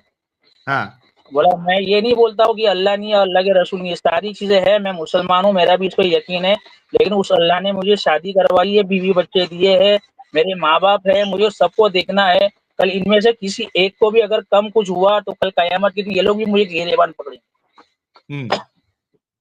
तो फिर तब क्या करोगे? तुम्हारे बीवी के अगर तुमने हुकूक अदा नहीं किए, तुम्हारे माँ बाप के हुकूक तुमने अदा नहीं किए, बच्चों के हुकूक नहीं अदा किए, तो कल कयामत के दिन अल्लाह के सामने तुम्हारा गिरेबान तो पकड़ेंगे ना। तो मतलब बात तो सही कह, मतलब बात सही कह रहा ना, तो जरा ध्यान से जरा दिमाग लगा के सोचो और इसकी उसकी चक्कर में मत आओ। जरा पढ़े लिखे लग रहे हो, दिमाग लगाओ जरा और काम करो, कोई अच्छा एक प्लेटफॉर्म ढूंढो, उस प्लेटफॉर्म को पकड़ के अच्छा काम करो और मेहनत करो, खुद का घर बनाओ, बीवी को खुश रखो, और उसके बाद जब वक्त मिलता तो करो अल्लाह अल्लाह, किसने मना किया है तुम्हारे को? ये उस मुसलमान की। तो मैं तो भाई शौक हो गया, उसके बाद में फिर मैं आ गया मुफ्ती साहब के पास। अब मुफ्ती साहब ने मुझे क्या बोला मालूम है? वो शैतान था, वो गुमराह कर रहा था। क्या बोले? वो शैतान ने गुमराह कर रहा था। हाँ मैं बोला लेकिन वो तो मुसलमान था। बोला वो मुसलमान की शक्ल में शैतान तुमको मिल गया, तुमको गुमराह कर रहा था। तो फिर मैंने मुफ्ती साहब को बोला मुफ्ती साहब एक बात बताओ मुझे, अगर मैं ऐसी जिंदगी जीता रहा, आज मेरी ये एज जो है 36 है, अब मुझे नहीं मालूम कि मैं कितना जीने वाला हूँ, ठीक है, तो मेरे पे कर्जा है, कब मेरा खुद का घर होगा, कब मेरी खुद की गाड़ी होगी, कब मैं अगर मेरे बच्चे जो होंगे उसको मैं अच्छे तालीम दे पाऊंगा कि नहीं, एजुकेशन। लेकिन आज अगर आप बताओ अगर मैं ऐसी जिंदगी जीऊंगा तो बोले देखो बेटा यहाँ कुछ नहीं, सब आखिरत में मिलेगा। आखिरत में जो हूरें मिलेगी और वो जो नहरें मिलेगी, उसी के लिए यहाँ पर अपने आप को बर्दाश्त करना है, अपने आप को खपाना है और चलना है। मैं बोला वाह मुफ्ती साहब, मैं तो फिर आपके घर में माशाल्लाह एसी लगा हुआ है, आपकी लड़की बाइक से जाती है क्लासेस कॉलेज में, आपके लड़के के पास स्पोर्ट्स बाइक है। तो मुझ पे गुस्सा हो गया यार साहिल भाई। अच्छा। मुफ्ती साहब के घर पे कुछ एसी लगी हुई और भाई को गरीबी का लेक्चर दे रहे, वाह, और आखिरत का। और मैं बोला कि मौलाना आपके कपड़े देखो माशाल्लाह कड़क इस्त्री एकदम up to date white and white, मौला मेरे कपड़े देखो कैसे है। मतलब तुम अभी हमारे से बराबरी करोगे, हमारी कमाई के बारे में बोलोगे। अच्छा मुफ्ती साहब का खुद का कारोबार है, खुद का कारोबार है, खुद कारोबार कर रहे, लेन देन कर रहे, सारी चीजें कर रहे, और मुझे पाठ पढ़ा रहे कि ये नहीं करना चाहिए, कनात में रहो, कम में गुजारा करो, आखिरत में सब मिलेगा, ऐसा वैसा सब। अब मैं सोचो कि मैं क्या समझू, मुझे कुछ समझ में नहीं आ रहा। मैं बोल रहा हूँ कि मैंने क्या किया। मैंने इस 4.5 साल में मैंने कौन सा बड़ा तीर मार लिया। मैंने मेरी बहन को दुखाया, जो मेरी बहन मेरे माँ से भी ज्यादा मुझे मोहब्बत की थी, उसने प्यार दिया। मेरे बहन के जो बच्चे थे, दिन भर मामा मामा बोल के उनकी जबान नहीं थकती थी। अच्छा रक्षाबंधन आके गई, रक्षाबंधन के दिन मुझे राखी बांधने के लिए मना कर दिया गया कि राखी नहीं बांध सकते, कि वो लगी इस्लाम इजाजत नहीं देता। अब उस मेरी बहन के दिल में क्या बीती रहेगी। सही बात है, बिल्कुल। लेकिन वही बहन आज अगर सबसे पहले मुझे तकलीफ होती है तो वो मुझे फोन करके पूछती है, वो मेरे घर पे आके, ठीक है तुझे अच्छा लगा भाई, कोई बात नहीं, तूने कर लिया, तेरी शादी भी हो गई, अभी ऊपर वाला करे तेरे को बच्चे हो जाए, तेरा तू अच्छा सेटल हो जाए। वो भी मुझे बोलती है तू ये सब क्या, तू जमात में जाना, ये सब करता है तू, ऐसा वैसा सब छोड़ दे, तेरी लाइफ पे फोकस कर, तू ये सब क्या कर रहा है, पहले तो तू ऐसा नहीं था, पहले मुझे तेरे को देख के अच्छा लगता, ठीक है उस टाइम में तू मजा मस्ती करता, लेकिन तेरे पास बैंक बैलेंस रहता था, तू अच्छे लोगों के साथ में उठता बैठता था, तेरी एक लेवल थी, एक पोजीशन थी। आज वो सब कहाँ गई। आज तू ऐसा जी रहा है कि मतलब तू एकदम लाचार वाली जिंदगी जी रहा है, बल्कि तू ऐसा नहीं था। थोड़ा सोच अपने बारे में, थोड़ा प्रोग्रेस। तो मेरी बहन मुझे समझाती है, मेरे घर पे आती है, मुझे अब इसके आगे मैं साहिल भाई क्या बताऊँ आपको, बहुत सारी बातें हैं। नहीं सही बात है, हम समझ सकते हैं यार। और मैं चूंकि आपकी स्टोरी इतनी इंटरेस्टिंग थी अब्दुल भाई, और इसी वजह से मैंने आपको स्पेशली बोला था कि आप जुड़ के अपनी बात रखना, मैं अपना टाइम आपको दूंगा। हालांकि टॉपिक वाला दिन था, लेकिन उसके बावजूद भी मैंने कहा कि नहीं, स्टार्टिंग का 1.5 घंटा जो है, 1.5 घंटा 2 घंटा जितना भी टाइम लगेगा, भाई अपनी बात बताएंगे, क्योंकि ये बहुत जरूरी है उन सारे लोगों के लिए जो अंधाधुन, यानी ऊपर ऊपर से कुछ चीज जो है देख लिया इस्लाम की, भाई यहाँ तो कम्युनिटी है, यहाँ तो तुमको जो है एकता है, यहाँ पे तुमको ऐसा है, एक खुदा है, मूर्ति पूजा नहीं है, हमारे उसमें ये नहीं है, इसका जवाब नहीं है। थोड़ी थोड़ी सी ऊपर से चीजें देख के आप लोग जो एक बहुत बड़ी गलती कर लेते हो, उसके बाद फिर ग्राउंड रियलिटी में क्या होता है, और जो भाई ने झेला है, और कई सारे लोगों के साथ ये मामला होता है, और कई सारे भोले भाले जो गरीब मोमिन है उनके साथ भी वही मामला होता है। अमीर जो है वो फुल मजे करता है, मुसलमान भी, लेकिन गरीबों को ये बताया जाता है कि भाई तुमने अल्लाह पे भरोसा रखना है, रिस्क देने वाला अल्लाह है, ये जिंदगी जो है वो एक मुसाफिर खाना है, असल जिंदगी आपकी मौत के बाद स्टार्ट होगी, आखिरत के लिए मेहनत करना है, जन्नत के लिए मेहनत करना है, अल्लाह की नाफरमानी नहीं करना है, रसूल की नाफरमानी नहीं करना है, जितना मिला उसमें खुश रहना है, चाहे आप वो भूखे मर जाओ। तो ये सारी चीजें जो है वो गरीब मुसलमानों को भी बताई जाती है, लेकिन अनफॉर्चुनेटली मुसलमान भी दिमागी अपंग है, उसको ये सारी चीजें समझ में नहीं आती। तो इस वजह से मैंने भाई को बुलाया कि भाई आप अपनी सारी बातें बताओ। आई होप आप सभी लोगों को भी इनकी बात बहुत ज्यादा जेन्यून लगी होगी कि किस तरीके से ये फंसे और आज किस हालात में है। अब मसला भाई के साथ ये है कि भाई को तो समझ में आ गया, ये हमारी वीडियोस जो है वो तकरीबन मेरे ख्याल से 2 महीने से कुछ देख रहे हैं, 1-2 महीने से। भाई को जो इंसानियत की लालच थी, तड़प थी, वो इसमें आने के बाद समझ में आ गई कि यहाँ पे इंसानियत नहीं है। और लेकिन मसला भाई के साथ ये है कि भाई शादीशुदा है, और उनकी वाइफ जो है वो थोड़ी कट्टर मुस्लिमा है, तो अब थोड़ा सा परेशानी में है कि भाई कैसे ये छोड़े और किस तरीके से, क्योंकि इनको अपनी वाइफ को छोड़ना भी नहीं है, क्योंकि गहरा उनके साथ रिश्ता हो गया है, 4.5 साल में साथ रही है उनके। तो अब कश्मकश में है। इन्होंने अभी पूरी तरीके से इस्लाम को छोड़ा। जो हकीकत है मैं आप लोगों को बता रहा हूँ कि अभी इन्होंने इस्लाम छोड़ा नहीं है, क्योंकि कई सारे चैलेंजेस है इनके लिए आगे। तो हम तो मैंने इनसे कहा है कि भाई मेरी जहां भी मदद लगे मैं रेडी हूं आपकी हेल्प करने के लिए। तो अभी फिलहाल जो है, अगर कोई मुंबई आसपास में कोई भाई हमारा किसी की कंपनी है, ट्रैवल एजेंसी या कोई भी कंपनी है, होटल है, भाई ज्यादा पढ़े लिखे नहीं है, पहले ही बता देता हूँ, लेकिन एक्सपीरियंस है पहले के काम का। तो अगर कोई भाई जो है वो इनको जॉब के लिए हेल्प करना चाहता है, कर सकता है, एटलीस्ट 20-25 हजार की नौकरी अगर इनको मिल जाए, क्योंकि अभी जो काम कर रहे हैं वो उसमें उनका जो है वो तो कर्जा देना है, और फिर वो कैब भी जो है भाड़े पे चला रहे हैं, तो उसको पैसा देना है, तो कुछ बचता विचता नहीं है, कुछ 15 हजार के आसपास कुछ इनको बचता है। तो अगर कोई भाई को जॉब अगर दे सकता है, मुंबई के आसपास कोई रहता है, तो मुझे कांटेक्ट करे, और हम भाई को एटलीस्ट जो है इस जंजाल में जो फंसे हैं उससे निकालने के लिए कुछ ना कुछ तो मदद, एटलीस्ट जो पहली मदद है वो ये है कि इनको अगर एक अच्छा सा जॉब मिल जाए तो एक बहुत बड़ी इनको मदद मिल जाएगी। और फिर हम तो चाहेंगे कि किसी तरीके से इनकी वाइफ जो है वो इस जंजाल से निकले, और नहीं भी निकलती है तो ये इस्लाम छोड़ के इनको ऐसे के ऐसे एक्सेप्ट करे वो, तो वो तो इनका अभी वो कैसा चलेगा वो आगे मुझे नहीं मालूम, लेकिन भाई कोशिश करेंगे। तो ये थी हमारे अब्दुल भाई की कहानी। अगर अब्दुल भाई के लिए कुछ स्पेसिफिक सवाल है, एकदम पर्सनल सवाल करने के बजाय, अगर कोई स्पेसिफिक सवाल इनकी मतलब अभी जो बातें बताई उससे रिलेटेड कुछ सवाल है, तो आप मुझे सुपर चैट के जरिए से सवाल भेज सकते हैं। भाई को लेट भी हो रहा है क्योंकि इनको जो है घर जाना है, लेकिन घर पे से ये बात नहीं कर सकते, लेकिन आप लोगों के लिए और मेरे लिए, यानी मेरे लिए और आप लोगों के लिए, उन सारे लोगों के लिए जो इस्लाम में किसी तरीके से बेवकूफ बन के अंदर आ जाते हैं, उनके लिए ये अपना कीमती वक्त इन्होंने निकाला।